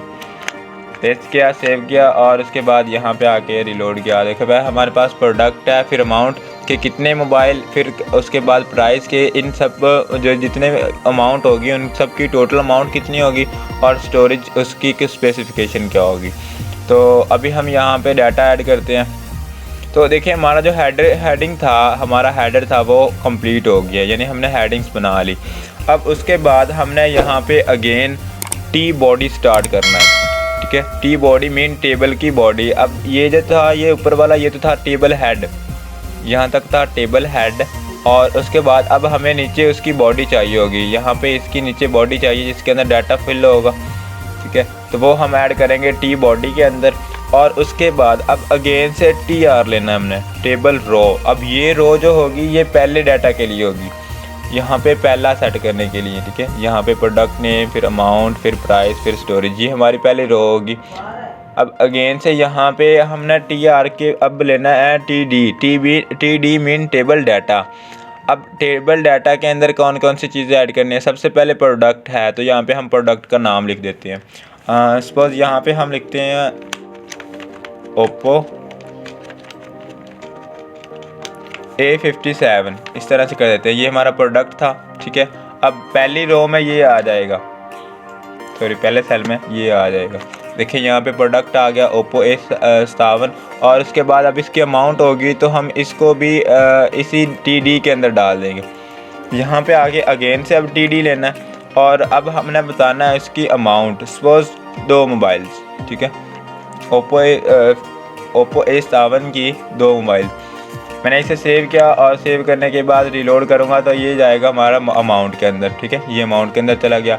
उसके अंदर बाद प्राइस है तो यहाँ पे अगेन से TD लेना है, टेबल डाटा। ये थर्ड के लिए है, हमारे जो प्राइस के लिए है। सपोज इसकी प्राइस होगी 50,000, यहाँ से 50 और 1000, ठीक है। मैंने इसे सेव किया और सेव करने के बाद रीलोड करेंगे तो क्या होगा कि हमारा टेबल्स की जो प्राइस थी वो भी आ गई है। यहाँ पे इतनी अमाउंट थी, फिर प्राइस आ गया। अब हमें इसकी स्टोरेज चाहिए, दोनों मोबाइलों की स्टोरेज कितनी होगी टोटल, और तो उसके लिए भी हम TD ले लेंगे। TD mean table data. अब की बार ये स्टोरेज में फिल आउट होगा, स्टोरेज में जाएगा। तो अब हम कर देते हैं सपोज यहाँ पे 8 + 256 GB। ठीक है, मैंने इस तरह से किया, सेव किया और सेव करने के बाद यहाँ पे आके रीलोड किया तो देखिए हमारे पास यहाँ पे वो स्टोरेज में फिल आउट हो गया। तो जो टेबल का पहला प्रोसीजर था वो हमने कंप्लीट कर लिया। बस अब हमने यहाँ पे नीचे डिटेल्स ऐड करनी होगी इस टेबल के अंदर। अब देखें यहाँ पे हमारी एक रो यहाँ से लेके यहाँ तक एक रो जनरेट हो गई है। अब इसी को मैं कॉपी कर रहा हूँ ताकि हमारा टाइम वेस्ट ना हो। मैंने इसे कॉपी किया और कॉपी करने के बाद नीचे आके मैं पेस्ट कर रहा हूँ, तो ये होगा हमारा सेकंड डाटा। मैंने एक बार इसे सेव किया और सेव करने के बाद यहाँ पे आके अगर रीलोड करते हैं तो देखो हमारे पास सेकंड रो में आ गया। तो अब हम जस्ट इसको चेंज करेंगे और इसकी जो प्राइसिंग वगैरह उसे चेंज कर देंगे हम। देखिए अभी ये पहली रो थी हमारी, जहाँ से लेके यहाँ तक पहली रो, अब ये दूसरी रो है। तो इसके अंदर हम चेंज कर देते हैं प्रोडक्ट के नेम को। सपोज यहाँ पे था वीवो का कोई ब्रांड,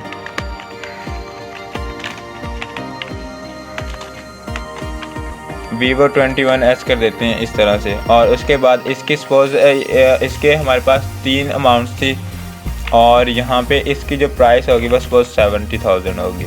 और उसके बाद इसकी जो स्पेसिफिकेशंस होगी वो 116 प्लस इतना कर देते हैं, सेव करेंगे। बाय द वे इतने का मिलता नहीं है, 2 मोबाइल 70,000 के और इतनी स्पेसिफिकेशन में मिलते नहीं है। मैंने जस्ट ऐसे ही ऐड कर दिया अपना डाटा बनाने के लिए। तो देखिए हमारे पास वो भी चेंज हो गया। अब लास्ट हम एक और बना लेते हैं ताकि आपको सही से समझ लग जाए। तो अभी के लिए मैंने इसे कॉपी किया अगेन, और कॉपी करने के बाद नीचे आके पेस्ट कर देंगे तो ये हमारी थर्ड रो के लिए होगा। ठीक है, अब यहाँ पे आके हम जस्ट ब्रांड का नेम चेंज करेंगे, प्रोडक्ट का नेम। तो यहाँ पे हम कर देंगे सपोज सैमसंग का कोई डिवाइस कर देते हैं, सैमसंग का S18। ठीक है, ये कर देते हैं। और इसके बाद इसकी स्पेसिफिकेशन में सपोज हम 1 कर देते हैं और उसके बाद हम इसको 90,000 का कर देते हैं, स्पेसिफिकेशन इसकी वही रहेंगी। यहाँ पे आके मैंने इसे रीलोड किया तो देखिए हमारा जो टेबल था वो सक्सेसफुली जनरेट हो गया। लेकिन अब ये टेबल की तरह लग नहीं रहा, मतलब अगली सा फील हो रहा है। तो उसके लिए क्या करेंगे, हम सिंपली यहाँ पे आके देखें टेबल वाले टैग में आके हमने करना क्या है कि यहाँ पे आके हम बॉर्डर ऐड कर देंगे। ठीक है, बॉर्डर। अब ये हम स्टाइलिंग से भी कर सकते हैं, CSS से लेकिन हम अभी इसको एंड कर लेते हैं HTML को, उसके बाद हम ये करेंगे। अभी के लिए जस्ट आप इतना समझ लें कि टेबल के अंदर बॉर्डर लिख के 2 लिखेंगे तो हमारे जो हमारा टेबल है उसके अराउंड बॉर्डर आ जाएगा। आप देख सकते हैं अब ये टेबल कुछ प्यारा लग रहा है। मैं जूम करके थोड़ा सा दिखा देता हूँ। देखिए हमारा जो टेबल था वो जनरेट हो चुका है। प्रोडक्ट में हमारे पास ये ओप्पो के मोबाइल्स, मतलब हमारे मोबाइल्स हैं, ओप्पो का है, वीवो का है एंड सैमसंग का है। उसके बाद अमाउंट्स हैं इनकी, फिर उसके बाद इनकी प्राइसिंग है। ठीक है, और उसके बाद फिर इनकी स्टोरेज वगैरह है। एक और बात, अगर यहाँ पे आप टेबल का फुटर भी ऐड करना चाहें तो वो भी कर सकते हैं। मैंने यहाँ पे कर दिया सपोज टी फुटर।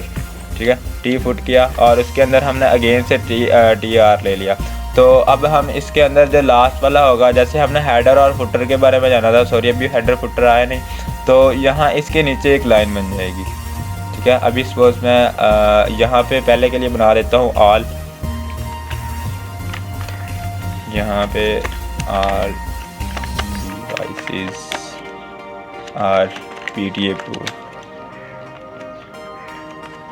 इस तरह से मैं कर दिया और करने के बाद रीलोड करेंगे तो ये देखिए। ठीक है, इस तरह से हमारे पास रो वगैरह आ जाएगी।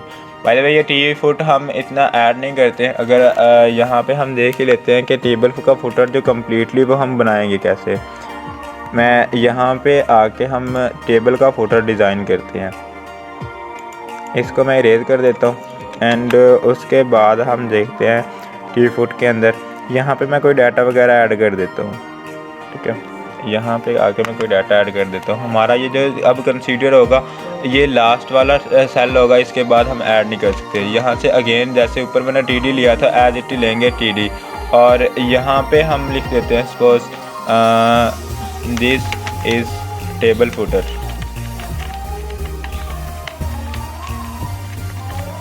और again as it is shift alt और डाउन एरो प्रेस करेंगे तो हमारे पास इसकी एक कॉपी जनरेट हो जाएगी, और यहाँ पे हम लिख देते हैं वही चीज़ और यहाँ पे अगेन कर देते हैं बस हमें, ताकि डिफरेंस नज़र आए। सॉरी लैंग्वेज चेंज हो गई है, हम कंट्रोल वाई प्रेस करेंगे पिन की और इसके बाद इंग्लिश कर देंगे। ठीक है, मैंने यहाँ पे इसे सेव किया और यहाँ पे आके अगर हम इसे रिलोड करते हैं तो हमारा जो लास्ट में आएगा वो टेबल फुटर कंसीडर किया जाएगा। ठीक है, आप देख सकते हैं जो लास्ट में आएगा वो हमारा टेबल का फुटर कंसीडर किया जाएगा। अब इसके बाद हमारे सेल्स जो हैं वो एंड हो जाते हैं। होप गाइस आपको ये टेबल का पता चल गया होगा। मैं एक बार फिर से रिपीट कर देता हूँ क्योंकि मुझे ऐसा लग रहा है कि कुछ स्टूडेंट्स ऐसे भी होंगे जिन्हें ये समझ नहीं आई होगी, तो मैं एक बार फिर रिपीट कर देता हूँ। देखिए, सबसे पहले तो हमें टेबल का टैग लगाना होता है। अगर हमने टेबल लेना हो तो टेबल का टैग लगाना पड़ता है, और आपको मैंने ये भी बताया था कि हर ओपनिंग टैग का एक क्लोजिंग टैग होता है। यहाँ पे हमने टेबल को ओपन किया और लास्ट में देखिए हमने टेबल को क्लोज भी कर दिया। अब उसके बाद हमने कैप्शन लिखना होता है। ठीक है, कैप्शन के वो टेबल है किसके अबाउट, वो टेबल है किसके अबाउट। मैंने यहाँ पे प्रोडक्ट फॉर सेल लिया था, और उसके बाद फिर हम स्टार्ट करते हैं टेबल की पहली रो। ठीक है, टेबल की पहली रो, जैसे ये पहली रो थी हमारी प्रोडक्ट अमाउंट प्राइस वगैरह, तो ये हमारी एक पहली रो थी। तो हमने एक रो बनाई TR से टेबल रो, और उसके बाद TH ले लिया। एक रो बना के फिर हमने टेबल की हेडिंग बनाई TH। ठीक है, TR से हमने एक रो बनाई, फिर TH से हमने एक हेडिंग बना ली। तो हेडिंग के अंदर हमने TH पहले ली प्रोडक्ट के नाम से, तो वो आगे हमारी यहाँ पे। ठीक है, फिर अगेन से हमने TH लिया तो वो अमाउंट बन गया, फिर again TH price, again TH storage, means that TR एक रो बनाने के बाद फिर हमने यहाँ पे हेडिंग बना ली। फिर हमारे हेडिंग वाला काम कंप्लीट हो गया, और उसके बाद हमने टेबल की बॉडी स्टार्ट की। टेबल की बॉडी मीन इस हेडिंग से नीचे, यहाँ से नीचे, तो टेबल की बॉडी स्टार्ट की हमने, और फिर हमने एक रो बनाई, अगेन से एक रो बनाई। देखो अभी ये पहली रो, ये रो, ठीक है, ये ओप्पो A7 वाली, ये पहली रो, ये रो बनाई। फिर उसके अंदर हमने टेबल का डाटा ऐड कर दिया कि पहली रो में जो रो बनी है उसके अंदर पहला डाटा होगा ओप्पो A57, तो ये जहाँ के कहाँ पे स्टोर हो गया प्रोडक्ट्स, सॉरी यहाँ, हाँ प्रोडक्ट्स के अंदर। ठीक है, फिर उसके बाद उसने हमें बताया जो सेकंड था टेबल डाटा 2, हमने यहाँ पे 2 ऐड किया, तो वो 2 जाके कहाँ पे स्टोर हुआ अमाउंट के अंदर, यहाँ पे। फिर अगेन से मैंने यहाँ पे 50,000 लिया, तो ये कहाँ पे गया, प्राइस के अंदर चला गया। देखें वो प्राइस के अंदर चला गया, और फिर उसके बाद हमने जो स्टोरेज में डाला था, जो लास्ट में डाला था, तो वो कहाँ गया, स्टोरेज वाले टैब में, एंड एज इट ही नीचे है। ठीक है, फिर हमने अगेन से रो बनाई, अब की बार एक रो बनी यहाँ पे।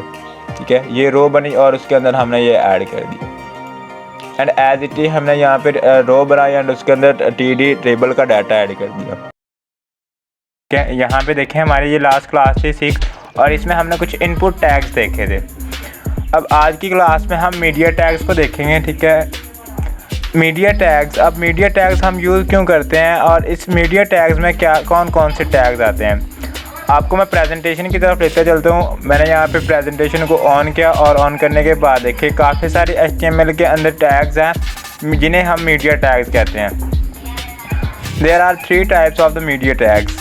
अब इनकी 3 टाइप्स कौन कौन सी हैं, मैंने यहाँ पे सेकंड स्लाइड पे क्लिक किया, और देखें यहाँ पे जब हमने अपनी वेबसाइट के अंदर, अपने वेब पेज के अंदर इमेजेस लेके आनी है, अपनी वेबसाइट के अंदर इमेजेस लेके आनी है, देन हम यूज़ करते हैं इमेज टैग का। यहाँ पे देखिए मैंने यहाँ पे पहले IMG टैग लिया, उसके अंदर सोर्स दिया कि हमने वो फाइल कहाँ से पिक आउट करनी है।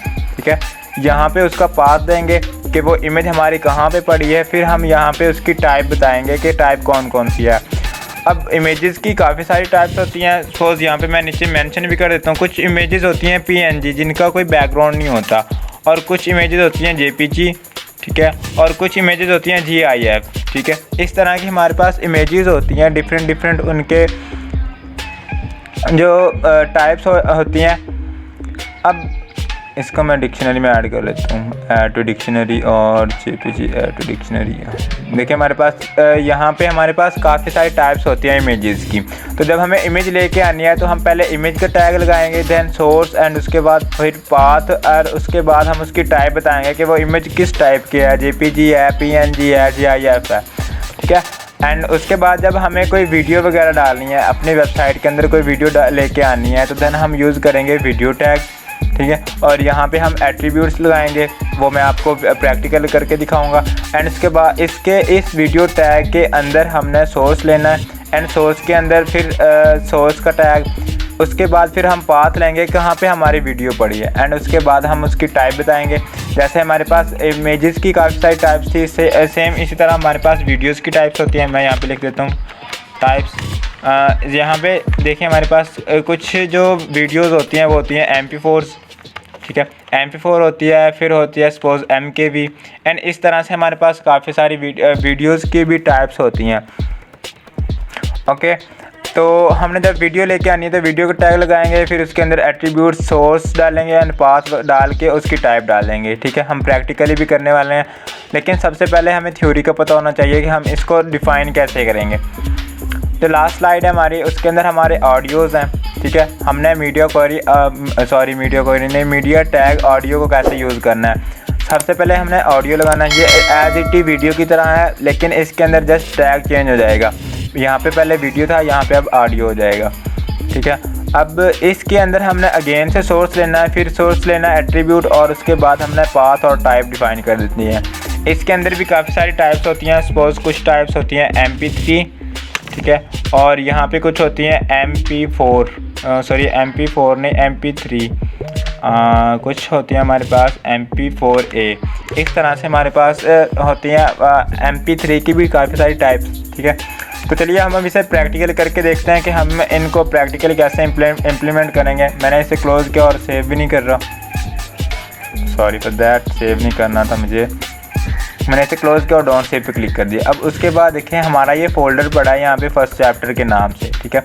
ये हमने लास्ट टाइम जो चीज़ें की थी ये वो पढ़ी हैं, एंड उसके अंदर अब देखें हमें यहाँ पे लेके आनी है इमेजेस, वीडियोस एंड ऑडियो, जिनको हम अपनी वेबसाइट के अंदर यूज़ करेंगे। तो यहाँ पे मैंने ऑलरेडी इमेजेस सेलेक्ट करके रखे हैं एंड वीडियो भी। यहाँ पे देखिए मेरे पास एक ऑडियो फाइल पड़ी है जिसकी टाइप है MP3, उसके बाद मेरे पास एक इमेज पड़ी है जिसकी टाइप है JPG, और एक वीडियो पड़ी है जिसकी टाइप है MKV। अब इन तीनों को मैं सिलेक्ट कर रहा हूँ और कॉपी कर रहा हूँ, Ctrl+C से मैंने इसे कॉपी किया, और कॉपी करने के बाद अपने फोल्डर के अंदर लेके आते हैं, एंड यहाँ पे आके हम इसे पेस्ट कर देंगे, ठीक है, ताकि हमें कोई अलग से पाथ ना डिफ़ाइन करना पड़े, हमारे यहाँ इसी फोल्डर के अंदर हमारा काम चल जाए। सो गाइस, अब हम करते हैं विजुअल स्टूडियो कोड को ओपन करते हैं, और ओपन करने के बाद देखें हमारे पास यहाँ पे एक ऑडियो आया, एक इमेज आई है, और एक यहाँ पे आई है वीडियो हमारे पास, ठीक है। तो अभी हम एक नई फाइल बना रहे हैं। यहाँ पे मैं एक फ़ाइल बना रहा हूँ, इसका नाम होगा mediatags.html, ठीक है। ये पूरा का पूरा फ़ोल्डर मैं आपको प्रोवाइड करवा दूँगा, आप यहाँ से देख के अगर प्रैक्टिस करना चाहें तो भी कर सकते हैं। मैंने एमएट एब्रीविएशन लेने के लिए साइन ऑफ एक्सक्लेमेशन लगाया, और उसके बाद हमारे पास ये एमएट एब्रीविएशन आ गया। अब उसके अंदर मैं यहाँ पे टाइटल में लिख रहा हूँ मीडिया टैग्स, ठीक है, मीडिया टैग्स की। अब सबसे पहले हम चेक करेंगे कि हम इमेज को कैसे लेके आ सकते हैं, अपनी वेबसाइट के अंदर इमेज को कैसे लेके आ सकते हैं। तो उसके लिए करना क्या होगा, हमें सिंपली एक IMG टैग लेना है। जैसे ही IMG लिखेंगे तो हम एंटर कर देंगे, ठीक है। अब एंटर के बाद हमारे पास यहाँ पे एक एट्रीब्यूट है, देखिए हमारे पास यहाँ पे एट्रीब्यूट है SRC नाम से। SRC मीन्स दैट सोर्स, के कहाँ पे है हमारी वो इमेज और उसकी टाइप क्या है। तो यहाँ पे हमारे देखें हमारे पास एक इमेज है IMG नाम से, और इसकी टाइप है .jpg, ठीक है। तो मैं इसको यहाँ पे लगा देता हूँ, हमारे पास थी img.jpg, ठीक है, और ये सजेस्ट कर रहा है। अभी आल्ट है नेक्स्ट। अब इस आल्ट के बारे में थोड़ी देर तक मैं बताता हूँ आपको। मैंने यहाँ से शिफ्ट आल्ट और C से इसका पाथ कॉपी किया, और पाथ कॉपी करने के बाद अपना वेब ब्राउज़र मैं ओपन कर रहा हूँ, और यहाँ से मैं अपना कोई सा वेब ब्राउज़र ओपन करता हूँ, सपोज ये वाला कर लेता हूँ। अब यहाँ पे आके मैं इसका पाथ पेस्ट कर रहा हूँ, ठीक है, और चेक करते हैं कि क्या हमारी इमेज आई है। देखिए हमारी इमेज आ चुकी है यहाँ पे, लेकिन अभी ये बहुत बड़ी थी इस वजह से ये इस तरह से आ रही है। मैं काम करता हूँ, यहाँ पे आके मैं एक स्टाइल टैग लेता हूँ और इस स्टाइल के बारे में हम मज़ीद डिटेल्स में जानेंगे जब हमने HTML पूरा का पूरा कवर कर लिया। मैं इसकी विड्थ सेट कर देता हूँ सपोज 400 पिक्सल्स, ठीक है। मैंने ये किया, ये करने के बाद यहाँ पे मैंने इसे रीलोड किया। देखिए हमारे पास इमेज थी तो इमेज आ गया। मैं ऐसा करता हूँ कि मैं इससे पहले ना यहाँ पे इमेज से पहले H1 टैग लगा देता हूँ ताकि हमें पता चले, ठीक है। मीडिया टैग इमेज, ठीक है, मीडिया टैग इमेज। अब देखिए हमारे पास यहाँ पे हमने इमेज ली थी तो हमारे पास अब हमारी वेबसाइट के अंदर एक इमेज आ गई। अब उसके बाद हम देखते हैं ऑडियो को कैसे लेके आ सकते हैं। ऑडियो को लेने के लिए क्या करेंगे, मैं अगेन यहाँ पे एक H1 ले रहा हूँ ताकि हमें समझ लगे कि कहाँ पे क्या चीज़ है। मैंने यहाँ पे लिया सपोज ऑडियो टैग, ठीक है, ऑडियो टैग। अब उसके बाद हम नीचे एक ऑडियो का टैग लेंगे, अगेन H1 लिया। यहाँ पे ऊपर मैंने H1 इसलिए लिया ताकि हमें पता चलता रहे कि हमारा टैग कौन सा कहाँ पे यूज़ हुआ है। ओके गाइज, तो अब हम करेंगे यहाँ पे एक ऑडियो टैग लेंगे, ऑडियो, ठीक है। अब ऑडियो के अंदर अब सोर्स तो हम यहाँ पे भी डिफ़ाइन कर सकते हैं, सोर्स हम यहाँ पे भी डिफ़ाइन कर सकते हैं, लेकिन हमने अभी यहाँ पे यूज़ नहीं करना, ठीक है। उसका रीज़न भी मैं आपको बताऊंगा। अभी के लिए मैंने इंटर किया और इंटर के बाद यहाँ पे हम सोर्स का टैग ले रहे हैं, ठीक है, सोर्स का टैग लिया। अब इसके अंदर हम src लेंगे, ठीक है। अब हम डिफ़ाइन करेंगे कि हमारी ऑडियो की नाम क्या है एंड उसका पाथ क्या है, सॉरी उसकी टाइप क्या है। मैंने ऑडियो .mp3 थी हमारी, तो ये हमने पाथ दे दिया। अब मैं इसे सेव करूँगा। सेव करने के बाद अपनी वेबसाइट के अंदर चेक करता हूँ कि क्या मेरे पास ऑडियो है। देखिए हमारे पास ऑडियो का जो H1 था वो तो आ रहा है, लेकिन यहाँ पे ऑडियो नज़र नहीं आ रहा कहीं, ठीक है। ऑडियो नज़र क्यों नहीं आ रहा, उसका एक रीज़न है। वो रीज़न ये है कि हमें इस ऑडियो को कंट्रोल्स देने पड़ेंगे। अब देखें हम जब हम ऑडियो प्ले करते हैं तो हम उसे प्ले भी कर पाते हैं, पॉज करते हैं, रिवाइंड करते हैं, ठीक है। इस तरह से हम उसके अगर एक पर्टिकुलर जगह से हमें लिसन करना है, ठीक है, MP3 को सुनना है, तो हम उसको रिवाइंड भी कर सकते हैं। तो अब यहाँ पे क्या होगा, यहाँ पे हमें उसे कंट्रोल्स देने पड़ेंगे और कंट्रोल हमारे पास एक एट्रीब्यूट है और एट्रीब्यूट को हम डालेंगे यहाँ पे। इसी वजह से मैंने वहाँ पे सोर्स नहीं लिया था ताकि हम यहाँ पे एट्रीब्यूट यूज़ करेंगे एंड यहाँ पे हम उसका सोर्स डिफ़ाइन कर देंगे, तो चीज़ें हमारे लिए कॉम्प्लेक्स नहीं होंगी। अभी क्या करेंगे, यहाँ पे मैं कंट्रोल नाम से एक एट्रीब्यूट है वो डाल देता हूँ। जैसे मैंने ये डाला, कंट्रोल्स के नाम से एक एट्रीब्यूट डाला, तो आप देख सकते हैं हमारे पास यहाँ पे ऑडियो आ गई है। अब इसे हम प्ले कर सकते हैं, यहाँ से इसे फॉरवर्ड कर सकते हैं, बैकवर्ड भी कर सकते हैं। उसके बाद यहाँ से इसका जो वॉल्यूम है वो कम या ज़्यादा कर सकते हैं एंड उसके बाद यहाँ पे प्लेबैक स्पीड है, ठीक है। अभी के लिए मैं नॉर्मल कर रहा हूँ। अभी देखिए मैं यहाँ पे इसे प्ले करके दिखाता हूँ आपको, ठीक है, ठीक है। इस तरह से हम ऑडियो वगैरह को प्ले कर सकते हैं, अपनी वेबसाइट के अंदर लेके आ सकते हैं। लेकिन एक और बात देखिए, अभी मैं इसको प्ले कर रहा हूँ और इसके अंदर हम मज़ीद देखते हैं कि इसके अंदर कौन कौन से एट्रीब्यूट्स और यूज़ हो सकते हैं। अभी यहाँ पे हमने कंट्रोल्स लगाया था। मैं चाहता हूँ कि जब मेरा वीडियो आए ना तो ये म्यूटेड हो, मींस दैट इसका कोई आवाज़ वगैरह ना हो, ठीक है। मैंने म्यूटेड का टैग लगाया, सेव किया और सेव करने के बाद देखें अभी हमारे पास जो स्पीकर है ये ऑन है। अगर मैं इसे रीलोड करूँ कंट्रोल R से, तो देखें जब ये हमारी वेबसाइट आएगी ये तो ये म्यूट हो जाएगा, ठीक है। जब हमारी वेबसाइट रीलोड होगी तो ये म्यूटेड होगा। अगर यूज़र इसे प्ले करना चाहे तो दैन ये वो प्ले कर सकते हैं, ठीक है। अब नेक्स्ट एट्रीब्यूट देखते हैं कौन सा। अब इसके बाद मैं लगा रहा हूँ ऑटो प्ले के नाम से, ठीक है। ऑटो प्ले मीन्स दैट जब हमारी वेबसाइट लोड होगी तो ये ऑटोमेटिकली प्ले हो जाए। अभी हमारा ऑटो प्ले वर्क नहीं कर रहा, थोड़ी देर तक देखते हैं ये वर्क करेगा। ओके, तो इसके बाद हमारे पास एक एट्रीब्यूट होता है, वो एट्रीब्यूट होगा लूप के नाम से, ठीक है, लूप। अब लूप क्या करेगा कि जब ये सॉन्ग हमारा या कुछ भी जो हमारी ऑडियो है जब ये एंड हो जाएगी तो अगेन ये ऑटोमेटिकली प्ले हो जाएगी। अभी के लिए सपोज मैंने इसे प्ले किया और प्ले करने के बाद मैं इसे एंड पे ले जाता हूँ, ठीक है, यहाँ पे। अब जैसे ही ये एंड होगी तो देखना खुद ब खुद ये अगेन प्ले होना स्टार्ट हो जाएगी। देखिए हमारे पास ये फिर से प्ले हो गई है। तो ये काम होता है हमारे पास लूप का कि हम चाहते हैं कि वो ऑडियो जो है वो बार बार चलती रहे। तो ये था हमारे पास ऑडियो का टैग। अब अगेन देखते हैं हमारे पास कौन सा टैग है। हमारे पास है वीडियो का टैग। अगेन मैं यहाँ पे H1 ले रहा हूँ और यहाँ पे डाल देता हूँ वीडियो मीडिया टैग्स, ठीक है। और यहाँ पे भी कर देते हैं।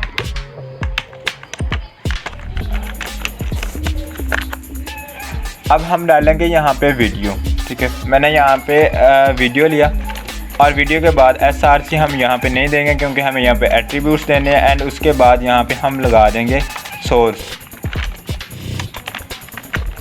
और सोर्स के अंदर आपको पता है यहाँ से हम सोर्स लेंगे SRC और उसके बाद हम वीडियो डॉट MKB ये वीडियो डाल देंगे। अब मैंने इसे सेव किया। सेव करने के बाद मैं यहाँ पे आके इसे रिलोड करता हूँ। देखिए हमारे पास H1 टैग भी आ गया और हमारी ये वीडियो भी आ गई, ठीक है। हमारी ये वीडियो आ गई, लेकिन इसकी भी लेंथ बहुत ज़्यादा है। तो मैं यहाँ से एक काम करता हूँ, अब की बार मैं वीडियो को टैग करता हूँ, हिट करता हूँ और उसके बाद इसकी विड्थ में कम कर देता हूँ। सपोज इसकी विड्थ भी होगी 400 पिक्सल्स। मैंने इसे रिलोड किया। अब देखें हमारे पास यहाँ पे वीडियो टैग भी आ गए, ठीक है। यहाँ पे ये हमारे पास मीडिया टैग इमेज था एंड उसके बाद ऑडियो और उसके बाद हमारे पास है वीडियो मीडिया टैग, ठीक है। अब यहाँ पे देखें सेम कंडीशन है। यहाँ पे अब ये एक इमेज टाइप लग रही है, ये वीडियो तो लग नहीं रहा। तो वीडियो में हम क्या करेंगे, वीडियो में भी हमें एज इट ही करना है जैसे हमने ऑडियो में किया था। हमें देने होंगे इसे कंट्रोल्स। तो यहाँ पे आके हम ऐड कर देंगे कंट्रोल। मैंने यहाँ पे कंट्रोल्स किए और कंट्रोल्स के बाद मैं इसे सेव करूँगा और यहाँ पे आके जब मैंने रिलोड किया देखो इसके पास कंट्रोल्स आ गए हैं और अब हम इस वीडियो को प्ले कर सकते हैं। देखिए मैंने यहाँ से किया, ठीक है। इस तरह से हम वीडियो वगैरह प्ले कर सकते हैं। यहाँ से अगर फुल स्क्रीन पे करना है तो फुल स्क्रीन पे कर सकते हैं। एंड उसके बाद अगर यहाँ से प्लेबैक स्पीड और पिक्चर इन पिक्चर करना है तो देन हम ये भी यूज़ कर सकते हैं, ठीक है। अभी के लिए मैं इसे म्यूट कर रहा हूँ। म्यूट करने के बाद देखें हमारे पास वीडियो प्ले होना स्टार्ट हो गई है। इसको हम कीबोर्ड से भी हैंडल कर सकते हैं, जैसे हम स्पेस से वीडियो प्ले एंड पॉज करते हैं, ठीक है। अभी ये फुल प्ले करने नहीं वाला क्योंकि इससे कॉपीराइट का इशू हो सकता है, ठीक है। अब ये था हमारे पास वीडियो टैग। अब अगेन देखते हैं इसके अंदर कौन कौन से एट्रीब्यूट्स होंगे। सेम एट्रीब्यूट्स यहाँ पे होंगे। सपोज मैंने किया म्यूटेड, तो इससे हमारी जो वॉइस थी वो म्यूट हो जाएगी। मैंने इसे रिलोड किया। रिलोड करने के बाद देखें जब ये प्ले होगा तो तब ये म्यूटेड होगा। एंड उसके बाद हमारे पास अगेन जैसे ऊपर था ऑटो प्ले के नाम से, तो ये ऑटोमेटिकली प्ले होना स्टार्ट हो जाएगा जब रिलोड होगी हमारी वेबसाइट। देखिए हमारे पास ये रिलोड हो गया और ऑटोमेटिकली प्ले होगी। वॉइस हमारा ऑटो प्ले नहीं हो रहा लेकिन ये हमारी ऑटो प्ले हो गई है। मैंने इसे कंट्रोल R से रिलोड किया अगेन, तो देखो हमारे पास वो ऑलरेडी प्ले हो रहा है, ठीक है। तो ये होता है हमारे पास ऑटो प्ले। अब उसके बाद देखिए हमारे पास क्या चीज़ आती है। यहाँ से मैंने अगेन और यहाँ पे भी हम डाल देते हैं लूप के नाम, ठीक है। सॉरी 3 लूप हो गए। और उसके बाद यहाँ पे आके हम इसे रिलोड करते हैं। तो जैसे ही ये हमारी जो वीडियो होगी ये एंड होने लगेगी यहाँ पे आके, तो देन क्या होगा कि ये अगेन से स्टार्ट हो जाएगी। लेकिन एक बात और, ये अगर यूज़र अनम्यूटेड करना चाहे तो वो भी कर सकता है, ठीक है। इस जो वॉल्यूम है वॉल्यूम को अनम्यूट करना चाहे तो वो भी कर सकता है। अगर यहाँ पे आके देखें अब ये यहाँ पे आके जब ये एंड होगी तो ये ऑटोमेटिकली प्ले हो जाएगी, दोबारा स्टार्ट हो जाएगी, ठीक है। अगर यहाँ से वो वॉइस चेंज करना चाहे तो कर सकते हैं, इस तरह से वो कर सकते हैं, ठीक है। सो होप गाइज आपको ये मीडिया टैग्स की बिल्कुल समझ आ गई होगी। ये लास्ट क्लास थी जिसमें हमने टेबल्स की कुछ प्रॉपर्टीज़ देखी थी। होप आपको ये समझ आ गई होगी। और अगर समझ नहीं आई तो मैंने आपसे कहा था कि आप कमेंट बॉक्स में या फिर व्हाट्सएप में मेरे साथ रब्ता कर सकते हैं अगर आपको कोई इशू बन रहा है इसको क्लियर करने में। तो गाइज़ यहाँ पे हम मोर टैग्स की ये वीडियो स्टार्ट कर लेते हैं। उससे पहले आप सभी को पता ही है क्या करना है। शिफ्ट प्रेस करना है एंड 1 प्रेस कर देना, साइन ऑफ एक्सक्लेमेशन आएगा एंड इंटर प्रेस कर देंगे तो हमारे पास यहाँ पे ये कोड आ जाएगा। उसके बाद यहाँ पे जो सबसे पहला टैग होने वाला है वो हमारा है div, ठीक है। अब div क्या चीज़ है? div like a container. div एक डिब्बे की तरह है, एक बॉक्स की तरह है जिसके अंदर हम किसी भी टैग को डाल सकते हैं। जैसे H1 से लेकर H6 तक पैराग्राफ और जितने भी हमने बाकी टैग्स पढ़े हैं वो सारे हम इसके अंदर डाल सकते हैं div के अंदर, ठीक है। अभी देखिए मैं आपको एक छोटी सी एग्जांपल देता हूँ। हम इमेजिन कर लें हमारे पास एक बोतल है, पानी की बोतल है। हम उसके अंदर पानी भरते हैं, ठीक है। जब पानी भर के हम उसको उठाते हैं तो हम पानी को नहीं बल्कि उस बोतल को उठाते हैं और जैसे इस बोतल को उठाते हैं तो पानी खुद ब खुद उठ जाता है। ठीक है, एज इट यही कंसेप्ट यहाँ पे है। हम इस डिव को मूव करेंगे, कलरिंग वगैरह करेंगे तो इसके अंदर जितने भी सारे टैग्स होंगे वो इफेक्ट सब पे अप्लाई हो जाएगा। ठीक है, ऑटोमेटिकली हमें H1 से लेके H6 तक, उसके बाद पैराग्राफ को, इनको अलग-अलग कलरिंग वगैरह जब हम CSS करेंगे, कलरिंग वगैरह नहीं करने की ज़रूरत पड़ेगी। हम उसको एक डिब्बे में डाल देंगे, मतलब कि डिव, और डिव के अंदर हम वो काम करेंगे। ठीक है, अभी मैं आपको डिव का ओपनिंग और क्लोजिंग टैग के अंदर मैंने यहाँ पे आपको H1 लिया और यहाँ पे मैंने सपोज लिख दिया दिस इज़ माई H1। ठीक है, H1, और उसके बाद यहाँ पे आके मैंने एक पैराग्राफ टैग ले लिया और इसमें मैंने लोअरम की कुछ वर्ड्स रख दी। ठीक है, एंड एज इट ही यहाँ पे आके यहाँ इस पैराग्राफ के बाद यहाँ पे मैंने H5 टैग रख दिया। सपोज यहाँ पे इसको मैं कर देता हूँ hello I am H5 tag. ठीक है, H5 टैग जैसे ये मैंने कर दिया। अब ये एक बॉक्स के अंदर है, इसके लिए मैं आपको थोड़ी सी एक CSS करके दिखाता हूँ ताकि आपको पता चले कि एक्चुअल में हुआ क्या है। यहाँ पे आके मैंने वेब ब्राउज़र का पाथ, जो उसका पाथ था वो कॉपी करके यहाँ पे पेस्ट किया हुआ। अब जस्ट मुझे रिलोड करना है तो देखिए हमारे पास यहाँ पे एक H1 आया और एक H5 आया है।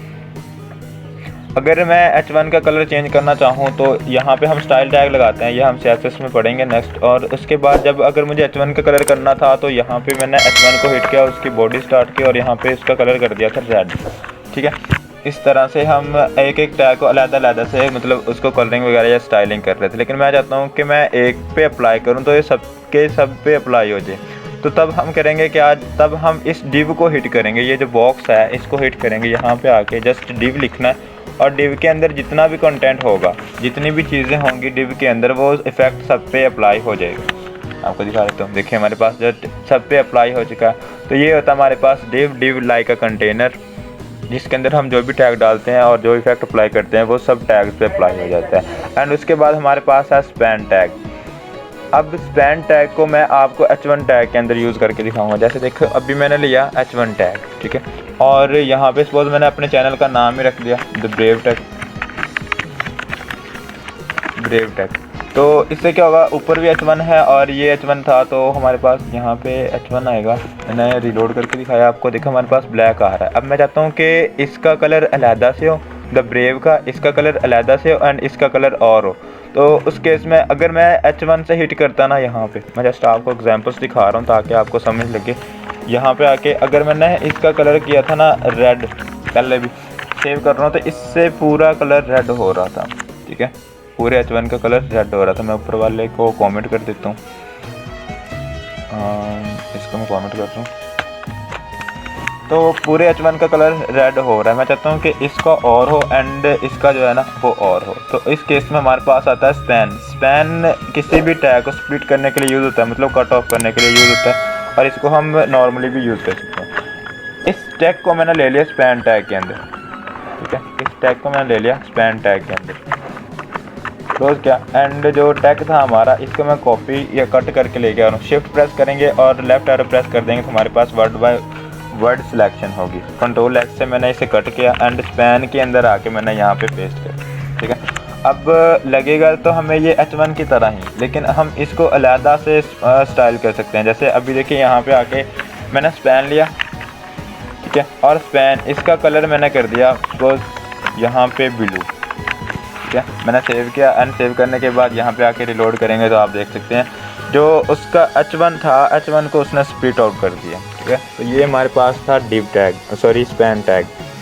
एंड उसके बाद हमारे पास है सिलेक्ट। मैं इस स्टाइल को हटा देता हूँ, अभी इसकी कोई ज़रूरत नहीं है और हो सकता है आपको इससे कोई दिक्कत हो रही हो।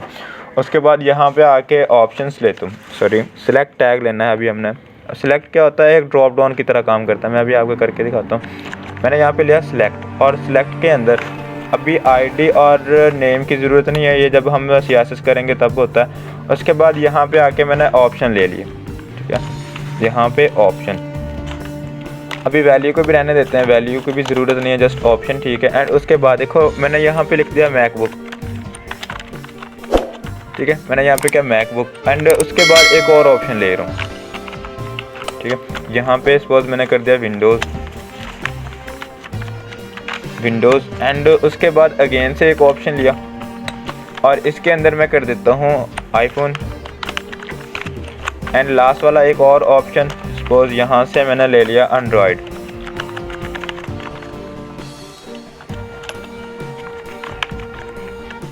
फ़ोन, ठीक है, मैंने ये किया। अब ये जो वैल्यूज़ हैं इनकी हमें ज़रूरत नहीं है। देखो मैंने आल्ट के साथ ना मल्टी कर्सर में यूज़ करूँगा।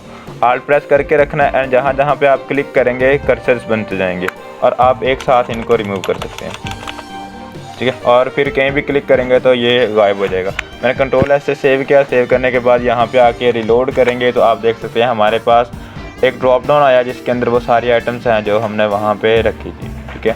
तो ये होता है सिलेक्ट एंड इसके अंदर एक और वैल्यूज़ होती है ऑप्शन ग्रुप के नाम से। जैसे मुझे 2 ग्रुप्स बनाने हैं ऑप्शंस के, तो यहाँ पे आके मैंने यहाँ पे OPT ग्रुप करेंगे, ठीक है, ऑप्शन ग्रुप, और इसको हम नाम दे देते हैं सपोज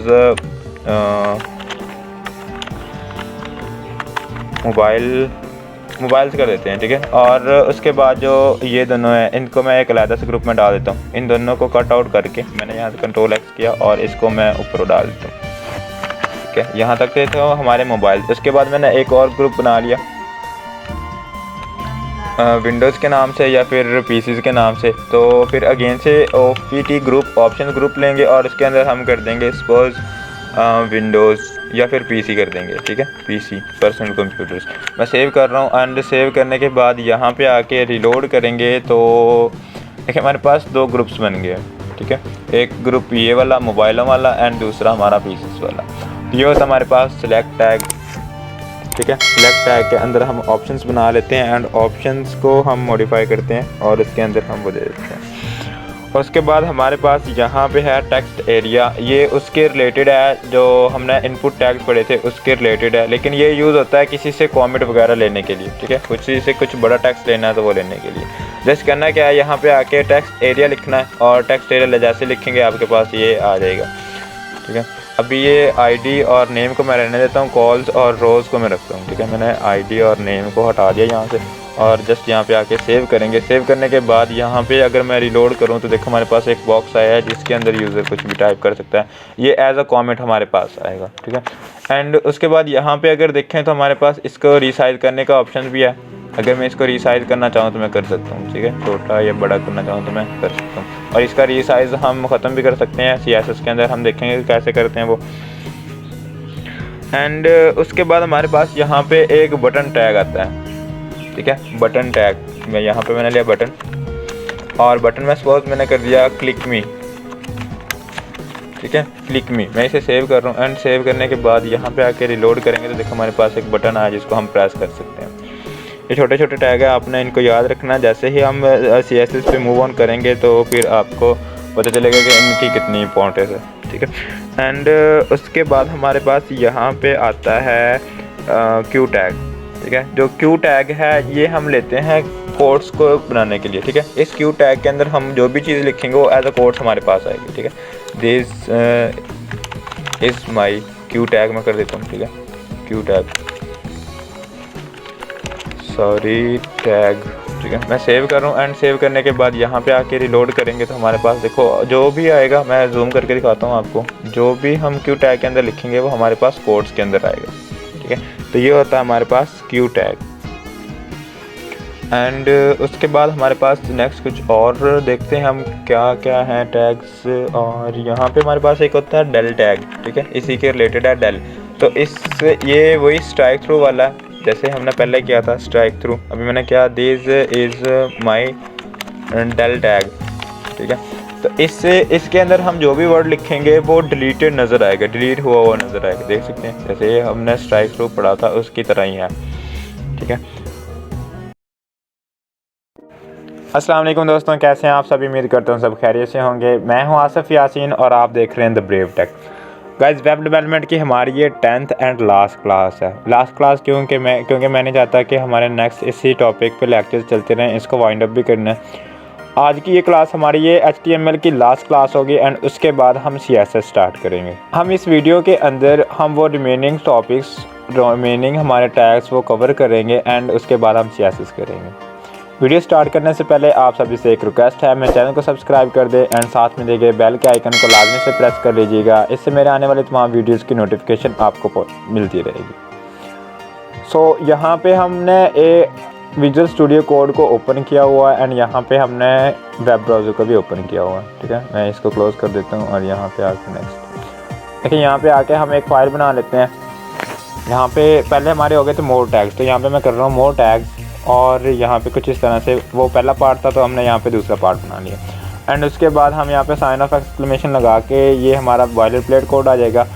एंड सबसे पहला जो हमारे पास जो टैग है मोर टैग के अंदर वो है डिटेल्स टैग। ठीक है, अगर हमें किसी चीज़ की डिटेल्स देनी है तो हम यहाँ पे उसे डिटेल टैग में लेते हैं। जैसे यहाँ पे मैंने ले लिया the Apple watch is very good. ठीक है, मैंने ये लिया, कंट्रोल एस से सेव करेंगे, शिफ्ट आल्ट और सी से इसका पाथ कॉपी करेंगे। यहाँ पे आके शिफ्ट आल्ट और सी से पाथ कॉपी करेंगे एंड यहाँ पे आके वो वाला पाथ पेस्ट कर देंगे, एंटर करेंगे। देखिए यहाँ पे हमारे पास डिटेल्स का एक टैब आ गया। अब यहाँ पे इस पर क्लिक करेंगे तो हमारे पास उसकी डिटेल्स आ जाएंगी। ठीक है, डिटेल्स आ जाएंगी। जिस किसी की भी हमने डिटेल लिखनी हुई तो वो हम यहाँ पे आके डिटेल टैग लिख लेंगे और डिटेल टैग के अंदर हम वो उसकी डिटेल्स को पुट कर देंगे। ठीक है, ये था। और उसके बाद हमारे पास यहाँ पे आता है लिंक टैग। ठीक है, लिंक, अब सपोज हमें कुछ वेबसाइट्स की या किसी चीज़ का लिंक देना है तो वो हम किस टैग के अंदर लेते हैं, वो लेते हैं हम ए के टैग के अंदर। ए मीन एंकर टैग। जैसे मैंने ए लिखा और एंटर किया तो हमारे पास ये कोड आ गया। यहाँ पे देखो टैग के बाद हमारे पास है href। href का मतलब होता है हाइपरलिंक रेफरेंस। यहाँ पे इस एट्रीब्यूट के अंदर वो हम लिंक देते हैं जिसके ऊपर हमने यूज़र को रिडायरेक्ट को आना, जहाँ पे उसे भेजना है। एंड यहाँ पे जब ये टैग होगा यहाँ पे हम वो टेक्स्ट लेंगे जिस पे यूज़र प्रेस करेगा, क्लिक करेगा। ठीक है, सो यहाँ पे आके जैसे मैंने गूगल का लिंक दे दिया https://www.google.com। www का अगर आपको नहीं पता तो मैं आपको बता दूँ, www का मतलब होता है वर्ल्ड वाइड वेब। अगर मैं इतना ही लिख के सेव करूँगा तो हमारे पास यहाँ पे लिंक तो बन गया है बट उसका कोई आया नहीं टेक्स्ट वगैरह जिस पे हम क्लिक करेंगे। तो यहाँ पे आके मैं वो टेक्स्ट लिख देता हूँ जिसके ऊपर यूज़र क्लिक करेगा। मैंने ऐसे लिख दिया गो टू गूगल या फिर गूगल जस्ट कर देता हूँ। ठीक है, मैंने यहाँ पे आके गूगल लिखा। ठीक है, गूगल लिखा, सेव किया एंड यहाँ पे आके रिलोड किया तो अब हमारे पास ये लिंक आ गया। जैसे ही कोई इस पर क्लिक करेगा वो गूगल पे रीडायरेक्ट हो जाएगा। देखिए यहाँ पे ऊपर जो हमारे पास था लिंक भी आ गया google.com का। एज इट ही फेसबुक ट्विटर जहाँ पे हमने यूज़र को रीडायरेक्ट करवाना है वो लिंक हम यहाँ पे दे देंगे। एक और चीज़, जब हम इस पर क्लिक कर रहे हैं तो वो सेम विंडो के अंदर सेम टैब के अंदर ओपन कर रहा है। मैं चाहता हूँ जब यूज़र इस पर क्लिक करे ना तो वो नेक्स्ट टैब के अंदर ओपन हो। ठीक है, उसके लिए क्या करेंगे, उसके लिए जस्ट यहाँ पे आना है एंकर टैग के अंदर और यहाँ पे आके एक टारगेट का एट्रीब्यूट ले लेना है और टारगेट में हमने कर देना है ब्लैंक। इससे क्या होगा कि जब भी कोई इस पर क्लिक करेगा, मैं एक बार इसे वापस कर लेता हूँ और यहाँ पे आके रिलोड करेंगे। अब मैं इस पर क्लिक कर रहा हूँ तो आप ऊपर यहाँ पे फोकस करना, हमारे पास एक नया टैब खुलेगा एंड ये लिंक उसके अंदर जाएगा। मैंने इस पर क्लिक किया, देखा हमारे पास एक नया टैब ओपन हुआ और वहाँ पे हमारा ये ओपन हो चुका है। सो ये था हमारे पास लिंक टैग। उसके बाद इसी के अंदर हम एक वैल्यू और सेट कर सकते हैं मेलिंग का। जैसे हमें मेल करवाना है किसी से तो यहाँ पे आके हम वो कर सकते हैं। अभी इस लिंक को मैं इरेज कर रहा हूँ और जस्ट यहाँ पे आके मैंने क्या मेल टू और मेल टू करने के बाद जस्ट कॉलन्स लगाएंगे एंड उसके बाद हम वो मेल लिख देंगे जहाँ पे हमने यूज़र को जो यूज़र से मेल करवाएं। जैसे मैंने यहाँ पे क्या आसिफ यासीन और उसके बाद @gmail.com मैंने डाल दिया। ठीक है, जस्ट ये करेंगे, सेव करेंगे एंड सेव करने के बाद यहाँ पे आके रिलोड करेंगे। अभी मैंने वो टेक्स्ट नहीं चेंज किया। इस पर क्लिक करेंगे, जैसे यूज़र इस पर क्लिक करेगा तो वो हमें मेलिंग पे आएगा, हमारी मेलिंग पे, और हमें मेल करके चला जाएगा। ठीक है, तो ये होता है मेल टू। एंड उसके बाद यहाँ पे हमारे पास होता है एक प्रोग्रेस। ठीक है, प्रोग्रेस का हमारे पास एक टैग होता है। मैंने यहाँ पे लिया प्रोग्रेस, इसको मैंने ओपन किया और यहाँ पे आके मैंने डाल दिया प्रोग्रेस। और प्रोग्रेस के बाद यहाँ पे अब हमें प्रोग्रेस देनी है कितनी हो, सपोज 70% कर दिया मैंने। ठीक है, और उसके बाद यहाँ पे हमें वैल्यूज़ भी देनी पड़ेगी। अभी मैं इसे जस्ट सेव कर रहा हूँ एंड सेव करने के बाद अगर मैं यहाँ पे आके देखूँ तो हमारे पास इस तरह से आ गया हमारे पास प्रोग्रेस। ठीक है, ये होता है हमारे पास प्रोग्रेस बार। जैसे जब अगर हमने प्रोग्रेस वगैरह बनानी है तो हम इस तरह से कर सकते हैं। एंड अगर इसको हम वैल्यूज़ देना चाहें तो वो भी कर सकते हैं। जैसे यहाँ पे मैंने मिनिमम वैल्यू दे दी, मैंने यहाँ पे मिन लिया, यहाँ पे हम मिन लेंगे और यहाँ पे आके जैसे इस तरह से कर देंगे। जैसे मिनिमम 60 और यहाँ पे आके मैक्स दे देते हैं। जैसे मैक्सिमम इक्वल टू यहाँ पे 80 कर देते हैं। ठीक है, मैं सेव कर रहा हूँ और यहाँ पे आके अगर रिलोड करेंगे तो क्या होगा, यहाँ पे अब ये 60 to 80 तक चलेगा। ठीक है, तो ये होता है हमारे पास प्रोग्रेस बार। इससे हम प्रोग्रेस वगैरह अगर किसी चीज़ की शॉर्ट करनी है तो वो कर सकते हैं। एंड एज इट हमारे पास यहाँ पे होता है एक मीटर का टैग, ठीक है, METER, सॉरी, इसको ओपनिंग टैग लिया, मीटर लिखेंगे यहाँ पे, और इस मीटर को मैंने यहाँ पे एंड कर दिया। अब यहाँ पे जैसे देखो मैंने 50% किया, ठीक है, ये सेम उसी तरह ही है। अब यहाँ पे आके मैंने वैल्यू दे दी, ठीक है, और वैल्यू में सपोज मैंने 60 पास कर दिया, मैं सेव करूँगा और यहाँ पे आके जब अगर रिलोड करेंगे तो हमारे पास देखिए हमारे पास वो मीटर आ गया, ठीक है। तो इनको आपने ध्यान में रखना, याद रखना है।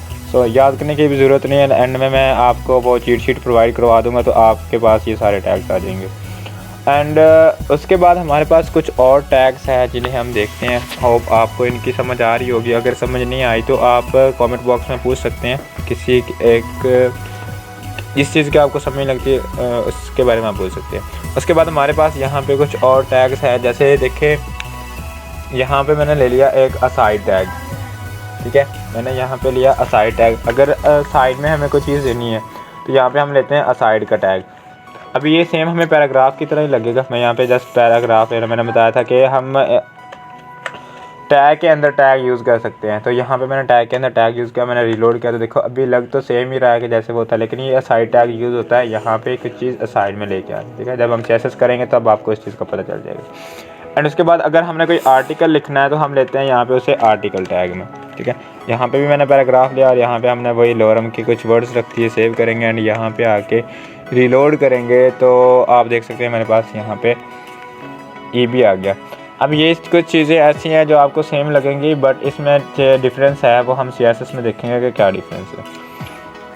एंड उसके बाद हमारे पास एक और डिव की तरह, मैंने आपको डिव में बताया था लास्ट वीडियो के अंदर, डिव के बारे में बताया था, तो ये जो सेक्शन है ये भी डिव की तरह है। मैंने यहाँ पे आके एक पैराग्राफ लिया अगेन से, तो जैसे वो कंटेनर की तरह था ना, तो ये सेक्शन भी हमारे पास एक कंटेनर की तरह है। इसके अंदर भी हम जो चीज़ डालेंगे वो सब पे अप्लाई हो जाएगा, ठीक है, जो भी फॉर्मेट अप्लाई करेंगे वो सब पे अप्लाई हो जाएगा।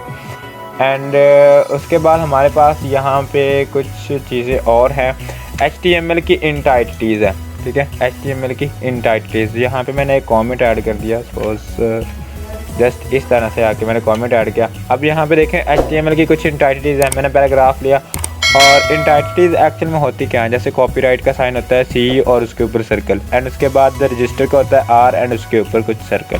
तो इसी तरह ये होता है मेरे पास, जैसे यहाँ पे मैंने लिखा कॉपीराइट, और उसके बाद मैं सपोज मुझे कॉपीराइट का जो सिंबल होता है वो लगाना है। हम क्या करेंगे, सबसे पहले जब सिंबल को यूज़ करते हैं एंड का साइन लगाते हैं, एंड उसके बाद हम लिख देंगे यहाँ पे कॉपी एंड यहाँ पे सेमीकोलन्स को ऑफ कर देंगे, सेव करते हैं। एंड उसके बाद यहाँ पे आके हम इसे रिलोड करते हैं। मैंने रिलोड किया तो देखिए हमारे पास जो कॉपीराइट का सिंबल था वो आ चुका है, इसे बोलते हैं हम HTML इंटाइटिटीज़। एंड उसके बाद यहाँ पे रजिस्टर का होता है, मैंने यहाँ पे अगेन से पैराग्राफ में लिया, किसी में भी आप यूज़ कर सकते हैं, H1 के अंदर यूज़ कर लें या किसी के अंदर भी। यहाँ पे देखिए मैंने ले लिया रजिस्टर, भी आप स्पेल पे फोकस ना करें, जस्ट मैं एज इट ही ले रहा हूँ, बिजली है नहीं तो मेरा बैटरी भी कम रह गया।